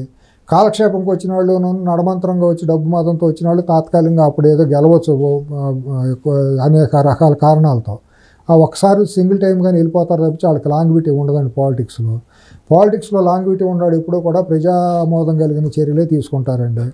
ఆ లక్షణాలు రేవంత్ రెడ్డి గారిలో పూర్తిగా ఉన్నాయండి. ప్రజామోదం పొందగలిగాయి, ప్రజలకు ఏం కావాలో చెప్పగలిగాయి, ఆ సునిశ్చిత జ్ఞానం ఎవరిని ఎక్కడ పెట్టాలో పెట్టే లక్షణం ఆయనలో ఉందండి. కాబట్టి అది సినిమా ఇండస్ట్రీని ఎక్కడ పెట్టాలో అక్కడ ఆయన అగౌరవపరచడం, సినిమా ఇండస్ట్రీని అగౌరవపరిచి బ్లాక్మెయిల్ చేసి బెదిరించి కేసీఆర్ లాగా వాళ్ళలాగా మేము పొడి చేస్తాం, కరిచేస్తాం, మీ ఆస్తులు ఆక్రమిస్తాం, మీ సినిమా షూటింగ్ల మీద మనుషులు పంపించి ఇది చేస్తాం అనేది జరగదు ఇక్కడ. ప్రజాస్వామ్యబద్ధంగా చట్టబద్ధంగా వాళ్ళ సినిమాలు వాళ్ళు తీసుకోవచ్చు, వాళ్ళ పద్ధతిలో వాళ్ళు ఉండొచ్చు. అట్ ది సేమ్ టైం సామాజిక బాధ్యత ఎరగాలి. ఇక్కడ జరిగే డ్రగ్స్ అనేక అవలక్షణాలు జరుగుతున్నాయి. ఇప్పుడు ఎంత దుర్మార్గం అండి భారతదేశంలో నడిచేది. సిఎస్ గారు భారతరత్న అవార్డు తీసుకున్న తర్వాత ఎవడన్నా కానీ కమర్షియల్ అడ్వర్టైజ్మెంట్లో చేయొచ్చండి అసలు? భారతరత్న అవార్డుకి సిగ్గుచేటు కదా. పద్మవిభూషణ్ అవార్డు తీసుకున్న మనిషి ఎవడైనా సరే పాలకేనో రియల్ ఎస్టేట్ వ్యాపారాలు అడ్వర్టైజ్మెంట్లు చేయొచ్చు అండి? అసలు ఆ ప్రొడక్ట్స్ లో కనుక నాశనకు ఉంటే ఇళ్ళే బాధ్యులు అని చెప్పి సుప్రీంకోర్టు ఇచ్చింది కదా. ఇవాళ ఒక పక్క ఒక పాల దాంట్లో అవశేషాలు జరుగుతున్నాయని చెప్పి తీర్మార్మాలను చేసిన గొడవలో కంట్రీ డెలైట్ అనే పాల కంపెనీకి కంపెనీ మూసేసుకునే పరిస్థితి వస్తే పద్మభూషణ్ అవార్డు పొందిన ఒక మనిషి వెళ్ళి అడ్వర్టైజ్మెంట్ చేస్తే ఎట్టాగండి? ఇప్పుడు ఈ అడ్వర్టైజ్మెంట్ చేయకుండా అంటే అట్లాంటి వాళ్ళు అరెస్ట్ చేయాలి ఒకసారి. అంతే కదా. ఇప్పుడు అట్లాగే రియల్ ఎస్టేట్ కంపెనీలు మోసం చేసి ఎక్కడో ఒక సిటీకి దూరంగా తీసుకెళ్ళిపోయి ఇచ్చేస్తా అంటే ఆ రియల్ ఎస్టేట్ కంపెనీల్లో అడ్వర్టైజ్మెంట్లు చేయటం ఏంటంటే పద్మశ్రీ పద్మభూషణ్ వాళ్ళు కోకో కోలాలు థమ్సప్లు ఈ వీటిల్లో అవశేషాలు ఉంటాయంటే వాటిని తాగమని అడ్వర్టైజ్మెంట్లు చేయటం ఏంటండి? బంగారం కొదవ పెట్టుకునే కంపెనీల్లో మార్కెట్ చేసి తాకట్టు పెట్టుకునే కంపెనీలకి అడ్వర్టైజ్మెంట్లు చేయటం ఏంటండి? వాళ్ళకి ఏం పోయే కాలం వచ్చిందండి? సినిమాలో దోసుకుంటాను సాగలేదా? లేక వస్తున్నారా? ఒక్కొక్కడికి 100 కోట్ల రూపాయల ఆస్తులు ఉన్నాయి కదా, ప్రజల ద్వారా దోసుకున్నదే కదా, ఇదంతా అభిమానుల ద్వారా దోసుకున్నదే కదా. కళకి చేసే సేవ అంటారు దీన్ని. ఈ సేవని అసలు ఇటువంటి దాని మీద చేసుకునే నట్లు చాలామంది బతుకుతారు కదండి. ఆ అడ్వర్టైజ్మెంట్లు చేసుకునే వాళ్ళు తర్వాత అవకాశాలు లేని వాళ్ళు చిన్న చిన్న అవకాశాలు తీసుకుని వాళ్ళు పొట్టపోసుకుంటారు కదా. వాళ్ళు పొట్టకొట్టడం దేనికి వీళ్ళు? అట్లాగే అసాంఘికమైన చర్యలు, లాటరీలు, రమ్మీ యాపులు, వీటిల్లోని వాళ్ళకి కూడా ఇస్తున్నారు. ఏం పోయే కాలం అండి ఇదే సినిమా ఇండస్ట్రీ? ఇదే అసలు దేన్ని ఏమనాలి మనం? ఇప్పుడు బెనిఫిట్ షోలో తొక్కిసలాటి అల్లు అర్జున్ అరెస్ట్ చేసిన తర్వాత ఆగిపోయింది, బహుశా ఆగిపోద్దాము. అట్లా ఈ అడ్వర్టైజ్మెంట్ లాభాలంటే చేయాలండి, 100% చేయాలండి. పబ్లిక్ కూడా కేసులు వేయాలండి. ఎందుకంటే ఇంకొకటి ఏమవుతుందంటే వీళ్ళని కూడా న్యాయ వ్యవస్థలో ఉండేవాళ్ళు కూడా అది వ్యామోహానికి లోనైపోవడం సిగ్గుచేటు విషయం. సినిమా వాళ్ళని చూసి ఇప్పుడు మన లేడీస్ టైలర్లో రాళ్లపల్లి గారు ఒక కోయిదో రేషం వేసి మీకు తెలిసే ఉంటుంది, గ్రామాల్లో మనం చూసే ఉంటాం. నా చిన్నప్పుడు కూడా ఫోటోలు సంఖలో ఫోటో పెట్టి తిరుగుతారు వాళ్ళు కోయిదోరలో. పక్కన ఇందిరాగాంధీ, నీల సంజీవ్ రెడ్డి గారు, వెంకయ్య గారు ఈ ఫోటోలు పెట్టుకుని వీళ్ళ పక్కన నేనేనని చెప్పి తలలో ఇది పెట్టుకుని ఏకలై పెట్టుకుని ఫోటోలు పెట్టుకుని వీళ్ళ జాతకం చెప్పానని మన వాళ్ళు అప్పుడు తిరుగుతారు. అట్లాగా సినిమాలో చూపిస్తారు. ఘట్టమనేని కృష్ణ గారు పక్కన నేను, శోభన్ బాబు గారు పక్కన నేను, ఎన్టీఆర్ గారు పక్కన నేను అని చెబుతారే. అట్లాగే వీళ్ళకి కూడా న్యాయ వ్యవస్థలో ఉండాలి కూడా కొంతమంది సినిమా వాళ్ళ పక్కన నేను ఉన్నాను, వాళ్ళు నాకు స్నేహితులు అని చెప్పుకోవడం కోసం దిగజారటం అనేది అంతకంటే దుర్మార్గం, సిగ్గు చేయటం ఇంకేమీ లేదండి. ఎందుకంటే very sad state of the country తప్పించి ఇంక నేనే అంతమించే మాట్లాడను. ఎందుకంటే నాకు సన్నిహితులు, స్నేహితులు, బంధువులు, ఆత్మీయులు అందరూ ఉండాలి సినిమా ఇండస్ట్రీలో. నాకు వాస్తవాలు చెప్పాలి, వాస్తవేగా. మరి న్యాయ వ్యవస్థలో కూడా మరి నాకు పరిచయాలు, మరి నాకు సంబంధం బాగానే ఉంటాయి. దాంట్లో ఏమైనా చెప్పుకోవాల్సినంత అవసరం లేదు, చెప్పుకోకూడదని ఇదే లేదు. ఇవన్నీ చూసినాక నాకే అనిపిస్తుంది మనం ఎక్కడికి వెళ్తున్నాం అర్థం కాదు. న్యాయ వ్యవస్థలో జడ్జిలే చూపిస్తున్నారు కొంతమంది. ఏం చేస్తాం మరి, అవన్నీ మాట్లాడితే బాగాదు. న్యాయ వ్యవస్థ కూడా ఆ స్థితికి దిగజారిపోయి మాకు కూడా సినిమా వాళ్ళు తెలుసు అని చెప్పుకుంటాం. అదే కొంతమంది ఇంకా వాళ్ళకి ఒక ఎందుకంటే craze వాళ్ళు అంతే. ఎవరిని ఎక్కడ పెట్టాలి అంతకంటే గొప్పదండి న్యాయ వ్యవస్థ సినిమా వ్యవస్థ కంటే గొప్పదండి అవును రాజకీయ వ్యవస్థ శాసన వ్యవస్థ అన్నిటికంటే గొప్పదండి మన రాజ్యాంగం ఇచ్చిన హక్కులు గొప్పవి ఎందుకంటే ఎన్నో జన్మల ఇది ఉంటే అదృష్టం ఉంటే కానీ ఒక నాయకుడిగా ఒక ముఖ్యమంత్రిగా ఒక మంత్రిగా ఎవరో వాళ్ళ ముందు వీళ్ళు ఎంత అండి కోనకేసుక అన్నట్టు అనాలి కదా కానీ వాళ్ళు ఏంటంటే కుక్క తోక ఊపినట్టు తోక కుక్కను ఊపినట్టు అవుతుంది తప్పించి ఈ సినిమా ఇండస్ట్రీ మేమే మొత్తం అంతా అన్నట్టు మా ముందు అందరూ వచ్చేస్తున్నారు కాబట్టి మేము గొప్పవాళ్ళం అన్నట్టు ఇదేందో ఇది అనైతికమైన నాకు వారం రోజుల నుంచి పేపర్ చూస్తుండే ఫుల్ పేజ్ యాడ్ పాన్ పరాగ్ది ఒక హీరో కనపడుతుంది. అవును అంతమునుపు చేశారు కదండి పాన్ పరాగ్ అంతమునుపు చాలా మంది చేశారు. అవును అసలు కోకో కోలాకి చేశారు రియల్ ఒక చేయింది ఏమీ లేదండి వాళ్ళు. నిజంగా రేవంత్ రెడ్డి గారు ఇట్లాంటి ధైర్యంగా చేయగలిగిన పేరు వస్తుందేమో. ఇంకా వీళ్ళకి అవకాశం కుదరట్లేదు. ఆయన గంజాయి డ్రగ్స్ కి మీరు ప్రమోషన్ అవగాహన కల్పించి దాన్ని ఎరాడికేట్ చేద్దాం అంటారు. మరి ఈ అడ్వర్టైజ్మెంట్లు హైదరాబాద్ లో పబ్బుల్లో ఎక్కువ పబ్బులు ఎవరయ్యండి సినిమా వాళ్ళే కదా. పబ్బుల్లో జరిగే భాగవతాలు ఏంటండి ఏంది ఎవరికి తెలియని భాగవతాలు ఇవన్నీ. ఏమన్నా నైతికత ఉందా వీళ్ళకి అసలు? ఇప్పుడు ఈ హీరోలుగా చెప్పుకునే వాళ్ళందరూ కూడా ఎంతమంది డ్రగ్ అడిక్ట్ అయిన వాళ్ళు ఉన్నారు అనేది సమాజానికి తెలియదా? అందరికీ ప్రపంచాన్ని మొత్తానికి తెలుసు కదా. గత ప్రభుత్వం వాళ్ళని ఉపేక్షించి వదిలిపెట్టేసింది కదా, వాళ్ళకి ఫైలే దొరకకుండా చేసిందనేది మనకు తెలుస్తుంది కదా. అది అంతకంటే దుర్మార్గం అసాంఘికం ఏముంటుందండి? వీళ్ళకి తెలియట్లేదు కానండి. మీరు ఇంకోటి కూడా వీళ్ళు ఎంతకనే దిగజారుతారండి తెలుగు సినిమా ఇండస్ట్రీ వాళ్ళు. ఎక్కువ అని కాదు, మనం ఎంతవరకు కన్ఫైన్ అవుతాం కాబట్టి. ఏవో బాంబే రెడ్ లైట్ ఏరియాలో గంగూబాయ్ లాంటి కంపెనీలు కూడా వీళ్ళు అడ్వర్టైజ్మెంట్లు చేస్తారు. డబ్బులు ఇస్తే దేనికైనా చేస్తారు వీళ్ళు. ఎందుకంటే ఇప్పుడు అట్లాగే మీడియా ఛానల్స్ కూడా హైదరాబాద్ బేస్డ్ కిరాయి మీడియా ఛానల్స్ కూడా అందుకే దిగజారిపోయినాయి. డబ్బులు ఇస్తే మేము ఏమైనా సిద్ధమేనా అన్నట్టు. వాళ్ళు వీళ్ళు ఈ రెండు కూడా కలిసిపోయినాయి అండి. ఇండస్ట్రీ వాళ్ళ అవసరాలు ఒకళ్ళకి అన్నట్టు. వాళ్ళకేమో వీళ్ళ అవసరం, వీళ్ళు రేటింగ్లు కావాలంటేనో వాళ్ళని చూపించాలి, వాళ్ళ పోరంబోకేసాలని వీళ్ళు చూపించాలి. వీళ్ళ సర్వైవల్ కావాలి, వీళ్ళకి రేటింగ్లు కావాలంటే వాళ్ళ మీద ఆధారపడాలి. వాళ్ళు మేము ఉండామని చూపించుకోవాలంటే ఛానల్స్ కావాలి. సో ఈ మొత్తం మీద మ్యూచువల్గా వచ్చినట్టు అనిపించట్లేదా ఈ భేటీ రేవంత్ రెడ్డి గారితో? మ్యూచువల్ ఏం కాదండి, మ్యూచువల్ ఏం కాదు. వాళ్ళు ఏదో వచ్చారు అయిపోయింది, ఏదో అయిపోయింది, మేము అందరం కాదు అట్టా లేదు, తప్పు జరిగింది, పొరపాటు అయింది అని. ఇప్పుడు ఒళ్ళు కొవ్వు కాకపోతేనండి గెలిచి 1 year అయితే హైదరాబాద్లో ఉంటాయి ఈ ఎదవలో ఒక చిన్నపాటి వెళ్ళి 10 మంది వెళ్ళిపోయి మీకు అభినందనలు తెలియజేస్తున్నాము మా తెలుగు చలనచిత్ర పరిశ్రమ తరపున, మీ అవసరాలు ఉంటాయి, మీరు అందరం మీరు మాకు సహకరించాలని ఒక మాట అనొద్దా? వీళ్ళు ఎంతమంది సన్మానాలు చేశారు సినిమా ఇండస్ట్రీలో గతంలో? ఎవరెవరు చేశారు? సన్మానాలు చేయమన్నా లేదు, వాళ్ళకి ఇష్టమైన పార్టీ అధికారంలో లేదు కదా, అందుకని ఇష్టానుసారం చేస్తాం అంతే. అన్నప్పుడు అనుభవించండి, ఇంకా గొడవ ఎందుకు? ఇప్పుడు వెళ్ళి వాళ్ళు కాళ్ళబేరం మోకాళ్ళ దండ వేయటం దేనికి? అక్కడికి వెళ్ళి అదే దాని మీద ఉండొచ్చుగా. దేహి అని అడుక్కుంటుంది దేనికి వెళ్తాం అంటే వెళ్ళిన పూర్తి స్థాయిలో ఫలితం నేను అనేది కృతజ్ఞత. అదే రేవంత్ రెడ్డి గారికి రేవంత్ రెడ్డి గారికో లేకపోతే సిఎస్ గారికో అంటే ఎవరైనా ఉండొచ్చు ఆ పోస్టులో, ఎవరున్నా సరే కృతజ్ఞత అనేది ఒక ముఖ్యమంత్రిని సెలబ్రేట్ వీళ్ళు వెళ్ళి కలిసి ధన్యవాదాలు. ఫెడరేషన్స్ ఉన్నాయి కదా, అసోసియేషన్ వాళ్ళు పెట్టుకుని ఉన్నాయి కదా, వాళ్ళందరూ ఇదే 50 మంది ఆ రోజు వెళ్ళి సెలవుగా దండైతే ఆయనకి గౌరవమే కదా. చంద్రబాబు నాయుడు గారి దగ్గరికి వెళ్ళారా? 2014-19 వరకు కనీసం ఏమైనా సహకరించారా వీళ్ళు? అసలు వెళ్ళారు అక్కడికి? తర్వాత దేహి అంట 2019-24 మధ్య వెళ్ళారు, అక్కడికి వెళ్ళి బాబు అని అడుక్కున్నారు వెళ్ళి. సేమ్ ఇదే కదా, ఇలాంటిదే వచ్చింది. ఇంతే కదా, ఇంకా పాపులర్ హీరోస్ నించోబెట్టారు, వాళ్ళ ఒరిజినాలిటీ చూపించాడు, అందుకనే అప్రిషియేట్ హిమ్. డెఫినెట్గా నేను డెఫినెట్గా నేను he was the real hero compare to this stupids. అది రియల్ హీరో అతను. ఇవాళ కూడా రేవంత్ రెడ్డి రియల్ హీరో. ఎందుకంటే అట్లా ఉండాలండి, నాయకుడు అనేవాడు అట్లా ఉండాలండి. మరీ వంగిపోతే మీద ఎక్కుతారండి వీళ్ళందరూ. వీళ్ళని ఎక్కడ పెట్టాలి అక్కడ పెట్టాలి.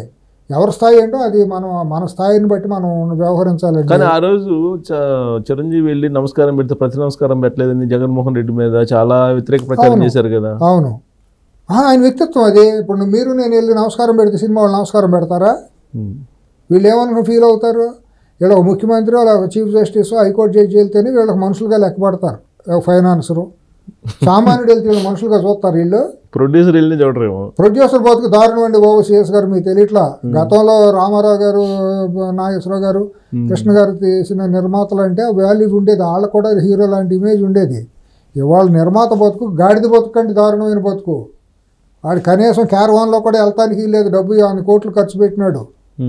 వాడు ఎవడో క్యాషియర్కి ఇచ్చి ఎక్కడ అయ్యా బాబు అని కర్మగాలితే నిర్మాత అవుతాడు ఇవాళ సిఎస్ గారు చెబుతున్నా, నా వ్యక్తిగతంగా చాలామంది చెబుతాను, జాతకం అత్యంత దారుణమైన జాతకంగానే దిగజారిపోతే నిర్మాత అన్న అవుతాడు, రాజకీయాల్లో కన్నా వెళ్తాడు. అంతే. రాజకీయాలు బాగానే ఉంటాయి కదా, ఏం బాగుంటాయి గెలిస్తే ఏం బాగుంటాయి, దేవస్వం బాగుంటాయి. 50 కోట్లు 100 కోట్లు ఖర్చు పెట్టి ప్రజలతో తిట్టించుకోవాలి. సాయంత్రం అయితే దొంగన వాడికి ఎమ్మెల్యే ఎక్కడ ఉన్నాడని, వీడు ఓటు రెండు రాకపోయినా మ్యూచువల్ గా సంపాదించుకుంటున్నారు. దోసుకున్నా ఒకసారి దోసుకుంటే రెండోసారి వెళ్ళేది లేదు. అది కాదు ఆ రాజకీయం అంటే ఏంటంటే, ఇప్పుడు పుచ్చలపల్లి సుందరయ్య గారు రాజకీయాలు లేవు కదా, పివి నరసింహారావు గారు, ఎన్టీ రామారావు గారు, అవి ఎప్పుడు పోయినాయి. ఇప్పుడు చంద్రబాబు గారు ఇటువంటి లాంగ్ వీటి ఉన్న పొలిటీషియన్స్ వీళ్ళందరూ ఆ కోవలో రేపు ఈయన డెఫినెట్గా ఈయన రేవంత్ రెడ్డి గారు, ఇప్పుడు బట్టి విక్రమార్క గారు, ఇటువంటి వాళ్ళు ఉన్నారండి లాంగ్ వీటి. ఇప్పుడు తులసిరెడ్డి గారు వీళ్ళందరూ ఏ పార్టీలు ఏవైనా కూడా ఇప్పుడు లాంగ్ వీటి ఉన్న వాళ్ళు ఉంటారు కదా, నైతికంగా నిలబడిన వాళ్ళు ఎప్పుడూ ఉంటారు. కొంతమంది ఉంటారు వాళ్ళే ఎప్పుడు రాజకీయ నాయకులు అంటే, రియల్ రాజకీయ నాయకులు అంటే వాళ్ళే మాట్లాడుకున్నారు. ఓవరాల్ గా ఏంటంటే, ఇది మొత్తం సక్సెస్ కావాలంటే బాలకృష్ణ గారిని ప్రవేశపెట్టాలి, రేవంత్ రెడ్డి గారితో మాట్లాడించాలి, ఇది నడుస్తుంది. ఎందుకంటే రేవంత్ రెడ్డి గారు ఏం సినిమా ఇండస్ట్రీకి వ్యతిరేకం కాదు, బాలకృష్ణ గారు రావటం మూలాన ఎస్ అంటాను, లేకపోతే రాలేదు కాబట్టి నేను అంటాను అనే వ్యక్తి కాదు. ఒకవేళ అట్టా వస్తే ఆయనకే నష్టం, అది ఆయనకి తెలుసు. ఎవరికి? బాలకృష్ణ గారు, రేవంత్ రెడ్డి గారికి కూడా తెలుసు, బాలకృష్ణ గారికి కూడా తెలుసు. మనం ఊరిని ఎక్కువ వెళ్ళిపోతే మన ఏదో మనం చేసినట్టు ఉంటుంది, మనం ఎందుకు అనవసరంగా. ఆయన షూటింగ్లో ఆయన గొడవలు ఆయన ఉండి ఉంటారు అంతే. లేని బోరు నేను ఎందుకు వేసుకెళ్ళాలి అని, నేను ఎవరు గొడవలు పడతా ఉంటారు. మనం అప్పుడు అది చాలా ముళ్ళ కంపండి సినిమా ఇండస్ట్రీ అనేది, తెలుగు సినిమా ఇండస్ట్రీ చాలా ముళ్ళ కంప. అంటే సింహం వస్తేనే దానికి పరిష్కారం అంటున్నారు. నెట్ కూడా చాలా మంది కామెంట్స్ అవన్నీ ఏదో పన్నాళ్ళు ఇటువంటి పన్నాళ్ళు ఫ్యాన్స్ మాట్లాడే భాషే కానీ ఆయన వ్యవహార శైలి మొదటి నుంచి కూడా వేరుగానే ఉంటుంది. అట్లాగే ఈయన చిరంజీవి గారు కూడా సబ్మిసివ్గా ఉంటాడు, ఆయన కూడా కాంట్రవర్సీ పర్సన్ కాదు. మనిషి మొదటి నుంచి కూడా సౌమ్యంగానూ ఏదో కామ్గా వెళ్ళిపోయే మనిషే కానీ అక్కడ అగ్రెసివ్గా మాట్లాడటం, కాంట్రవర్సీస్ క్రియేట్ చేయటం, గొడవలు పట్టడం, గ్రూపులు పెట్టడం అని మనిషి కానే కాదు. నాకు ఆయన మనూరు పాండవుల సినిమా దగ్గర నుంచి ఆయన వ్యక్తిత్వం, ఆయన ఇదంతా నాకు ఇప్పుడు యాక్చువల్గా అవసరం ఇమీడియట్గా ఎవరికంటే రేవంత్ రెడ్డి గారితో బెనిఫిట్ షోలకి డాకుమకు రాసు, ఎవరిది? బాలకృష్ణ గారిది. ఎవరికైనానండి, సంక్రాంతికి వస్తున్నాం అనేది ఎవరికైనా హీరోలు ఇమ్మెటీరియల్ అండి, లేకపోతే సినిమా కంపెనీలు ఇమ్మెటీరియల్ అండి. ఆ రేట్లు పెంచడం అనేది అనైతికం అండి, అప్రజాస్వామికం అండి. మీకు నమ్మకం ఉందా పెంచరండి రేవంత్ రెడ్డి గారి మీద? 100% అనుకోండి. ఎందుకంటే నిన్న మాట్లాడి అసెంబ్లీలో మాట్లాడి నిన్న అంత 60-70 మంది ఇండస్ట్రీలో తలగలిగిన వాళ్ళే కదా, కథ ప్రముఖులు వెళ్ళారు కదా, వాళ్ళ ముందు ఒక మాట చెప్పి రేపు పొద్దున్న బాలకృష్ణ గారి సినిమానో చిరంజీవి గారి సినిమానో వచ్చింది కాబట్టి నేను ఇస్తున్నానంటే ఆయనకి చాలా నష్టం చేస్తుంది రాజకీయంగా. అందుకని ఆయన అటువంటి వాటికి ఒప్పుకోరు.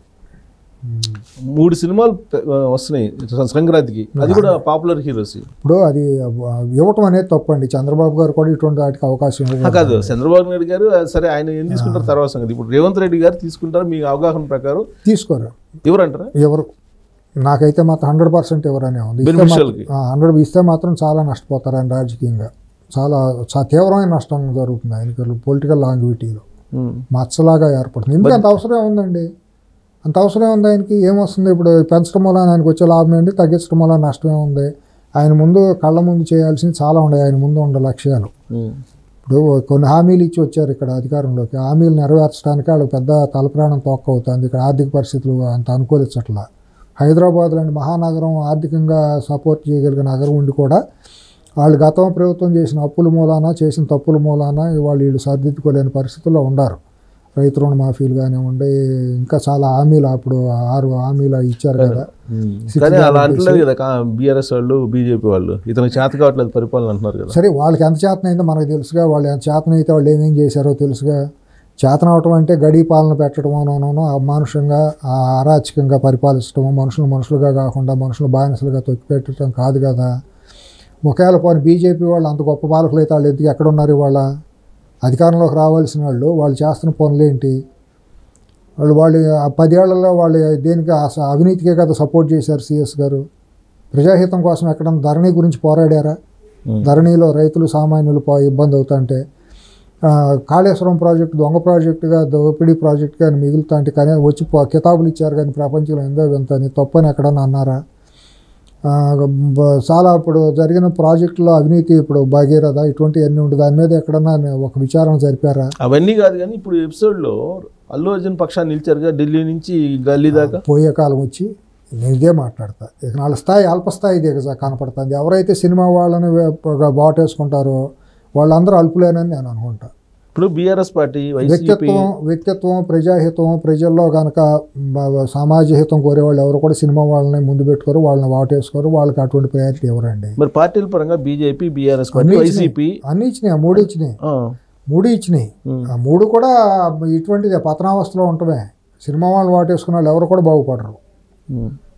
వాళ్ళు నేను చెప్పే మాట చాలామందికి నచ్చకపోవచ్చు, మింగుడు పడకపోవచ్చు, ఇదేంటి ఇటు పిచ్చివాగుడు అవుతాడు అనుకోవచ్చు.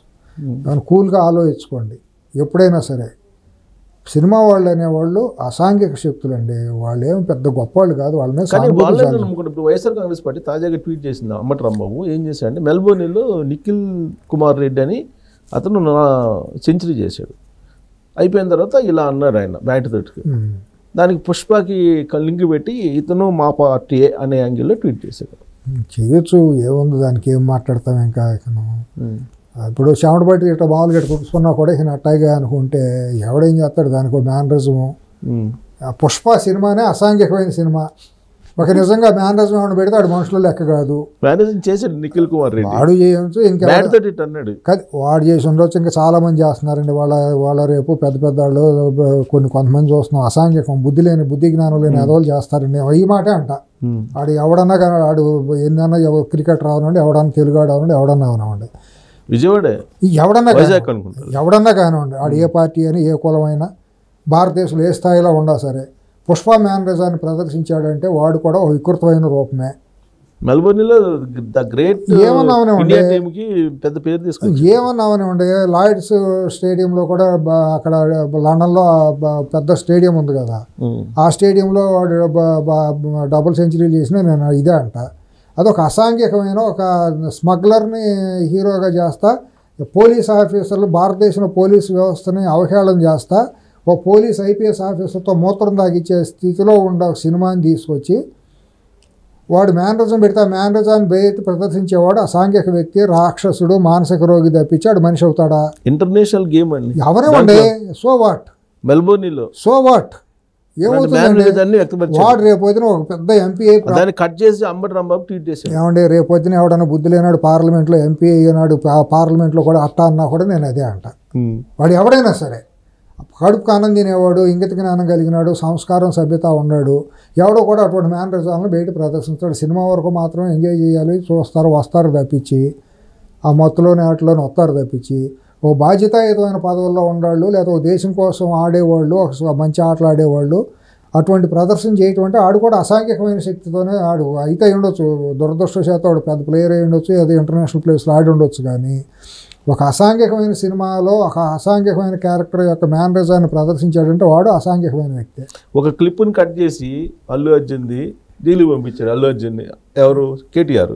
ఇప్పుడు ఇదే క్లిప్ని అన్ని నిఖిల్ కుమార్ రెడ్డిది కట్ చేసి అంబటి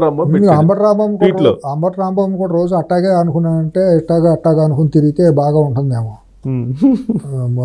అంబటి రాంబాబుని ఆ పార్టీ అధ్యక్షుడిని వాళ్ళందరినీ పార్టీలో ఉండాలిగా. అప్పుడు అధికార ప్రతినిధిగా పెట్టారు కదా గోరంట్ల మాధవ్ని, వీళ్ళందరినీ కూడా రోజు అట్టాగే అనుకుని తిరగమంటే రోడ్ల మీద సరిపోతుంది. ఇంకొక తీవ్రమైన ఆరోపణ చేశారు రేవంత్ రెడ్డి మీద, సమస్య పరిష్కారానికి సోఫాలు పంపిస్తాను అని. అంటే ఏంటంటే ఆ సినిమాలో ముఖ్యమంత్రిగా ఉన్న తనకి సోఫాల్లో డబ్బులు పంపిస్తారు ఆ సినిమాలో, పుష్ప 2 సినిమాలో. దాన్ని ఉదహరిస్తూ సమస్య పరిష్కారానికి సోఫాలు పంపించాలి రేవంత్ రెడ్డి కానీ యాంగిల్లో చేశాడు ట్వీట్. ఎవరు? అంబటి రాంబాబు. సరే, అంబటి రాంబాబు లాంటి వ్యక్తుల గురించి మాట్లాడటం మనం మళ్ళీ ఇప్పుడు ఇంటికి వెళ్ళిన వాళ్ళు మాజీ మంత్రి కదా, అంటే రేవంత్ రెడ్డికి ఏదో సోఫాలో డబ్బులు పంపించారని ఆయన యాంగిల్. విలువ ఎంత వచ్చిందండి సమాజంలో? ఆ పేరు కామెడీ పీస్ కంటే కూడా తక్కువ. ఎవడన్నా విలువ వచ్చిందా ఆంధ్రప్రదేశ్లో? ఆ పేరు చెబితే ఎవడన్నా విలువ ఇస్తాడా? ఏంది ఆ క్యారెక్టర్లెస్ ఫెలోస్ గురించి మనం ఎందుకు మాట్లాడటం? ఏం చేశాడు అని మంత్రిగా ఏం బీకాడండి? ఇరిగేషన్ మంత్రికి ఏమైనా చేసింది ఉందో? పోలవరం వెళ్ళి పట్టిన మట్టి తీసాడా? ఏ కాలం అన్నా పూర్తి చేశాడా? ఎందుకు ఆ బతుకు? ఈ చిల్లర వేషాలు, చిల్లర మాటలు. అది చెత్త. సినిమాలన్నింటిలో మీరు అన్నట్టు కులాలు అప్పటి నుంచి వచ్చినాయి అన్నారు. అవునండి. ఎవరు వంగవీటి అప్పుడు నుంచి రంగమాటల మీరు దగ్గర observe నుంచి చేయండి. వచ్చింది. నా వ్యక్తిగత అయితే ఇది. ఇప్పుడు డెవలప్మెంట్ ఏంటంటే దీంట్లో ప్రాంతీయ వాదాలు కూడా వచ్చినాయి. ఈ మధ్య కాలంలో ఈ ఇష్యూ వచ్చిన తర్వాత కూడా నువ్వు బతకడానికి వచ్చావు, నువ్వు ఎంతవరకు ఉండాలో అంతవరకు ఉండని చెప్పి నిజామాబాద్ రూరల్ ఎమ్మెల్యే కామెంట్ చేశాడు ఈ ఎపిసోడ్ వచ్చిన తర్వాత. రూరల్ ఎమ్మెల్యే అన్నాడండి. తర్వాత ఒక ప్రొఫెసర్ ఉస్మాన్ యూనివర్సిటీలో ప్రొఫెసర్ ఒక మాట మాట్లాడాడు. అవును.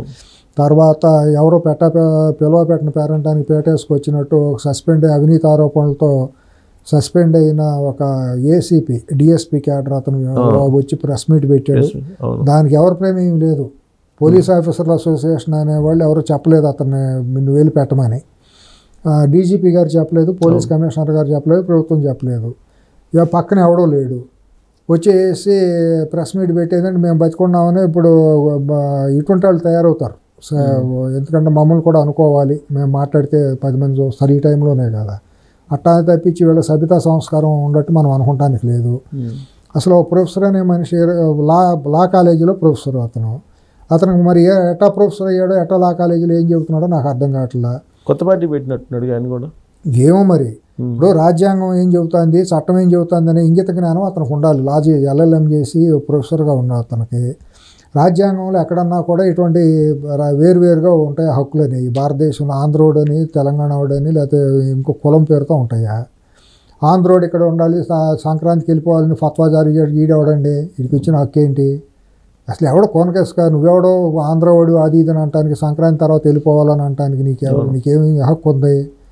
నువ్వేది ఇప్పుడు మంటలు రాజేసి సమాజంలో విద్వేషాలు రెచ్చగొట్టి లేకపోతే వర్గాలను కులాలు ముసుగులు వేసుకుని ఊరిని బ్లాక్మెయిల్ చేయడానికి తప్పించి, అదేమంటే ఓయూ చేసి వాళ్ళని పంపించి ఇళ్ల మీద దాడి చేస్తాడు. ఓయూ చేసి వాళ్ళని ఇలాంటి కిరాయి పనులు చేయడానికే వాళ్ళు చదువుకున్నది దేశం కోసం, రాష్ట్రం కోసం, జాతి కోసం పోరాడతారు ఆ యువత అనేవాళ్ళు. అంతే తప్పించి నీలాంటి కిరాయి పనులు చేయటం కోసం ఉంటారా వాళ్ళు? వచ్చేసి జేఏసీ పేరుతో చేయడానికి, అమాషం పనులు చేయడానికి నవరా సమాజం. అర్థం ఇది కాదా? అసలు అది రీల్స్ కట్ చేస్తాను, ఆధార్ కార్డులు ఎక్కడ ఉన్నాయి అంటాడు. అసలు నువ్వెవడో మాట్లాడటానికి నీ ఆధార్ కార్డు ఏంటి, నీ వ్యక్తిత్వం ఏంటి, నీ క్యారెక్టర్ ఏంటి? నిన్ను ఎవడో మాట్లాడమన్నాడని మాట్లాడతావు. ఆధార్ కార్డుల గురించి నువ్వెవడో మాట్లాడటానికి నీ క్యారెక్టర్ ఏంటి? అసలు నీ మీద ఎన్ని కేసులు ఉన్నాయి? నీవు చేసిన సర్వీస్ రికార్డు ఏంటి నీదంతా బయటకు మాట్లాడరా?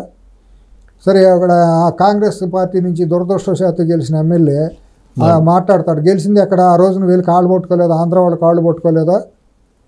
నువ్వు మాట్లాడుకుందామా? నువ్వు ఎవరెవరు కాళ్ళు పట్టుకుని ఎవరెవరిని బతిమాలుకున్నావో, ఎవరెవరు ఓట్లతో గెలిచావు అనేది మాట్లాడదామా? ఇవన్నీ తెలుసు కదా. ఇప్పుడు రూరల్ ఏరియాలో ఎవరు ఓట్లు ఎట్టా ఉంటాయి ఏంటి అనేది ఆ మాట అప్పుడే అనవచ్చు కదా. ఎలక్షన్ టైంలోనే నువ్వు అంటే బాగుండేది. మరి ఇవాళ వచ్చేసి అతను డాక్టరు. అవును. ఇప్పుడు అది ప్రభుత్వానికి నష్టం చేస్తుంది అటువంటి భాషలు. కాంగ్రెస్ పార్టీ, ఇతర పార్టీ వాళ్ళు అయితే మనం పట్టించుకోవాల్సిన. కౌశిక్ రెడ్డి అన్నాడంటే బీఆర్ఎస్ పార్టీ అదేదో ప్రత్యేక వాదన అనుకోవచ్చు. వాళ్ళు ఏదో నుప్పురా చేస్తున్నారు వాళ్ళ రాజకీయ స్వార్థం కోసం అని.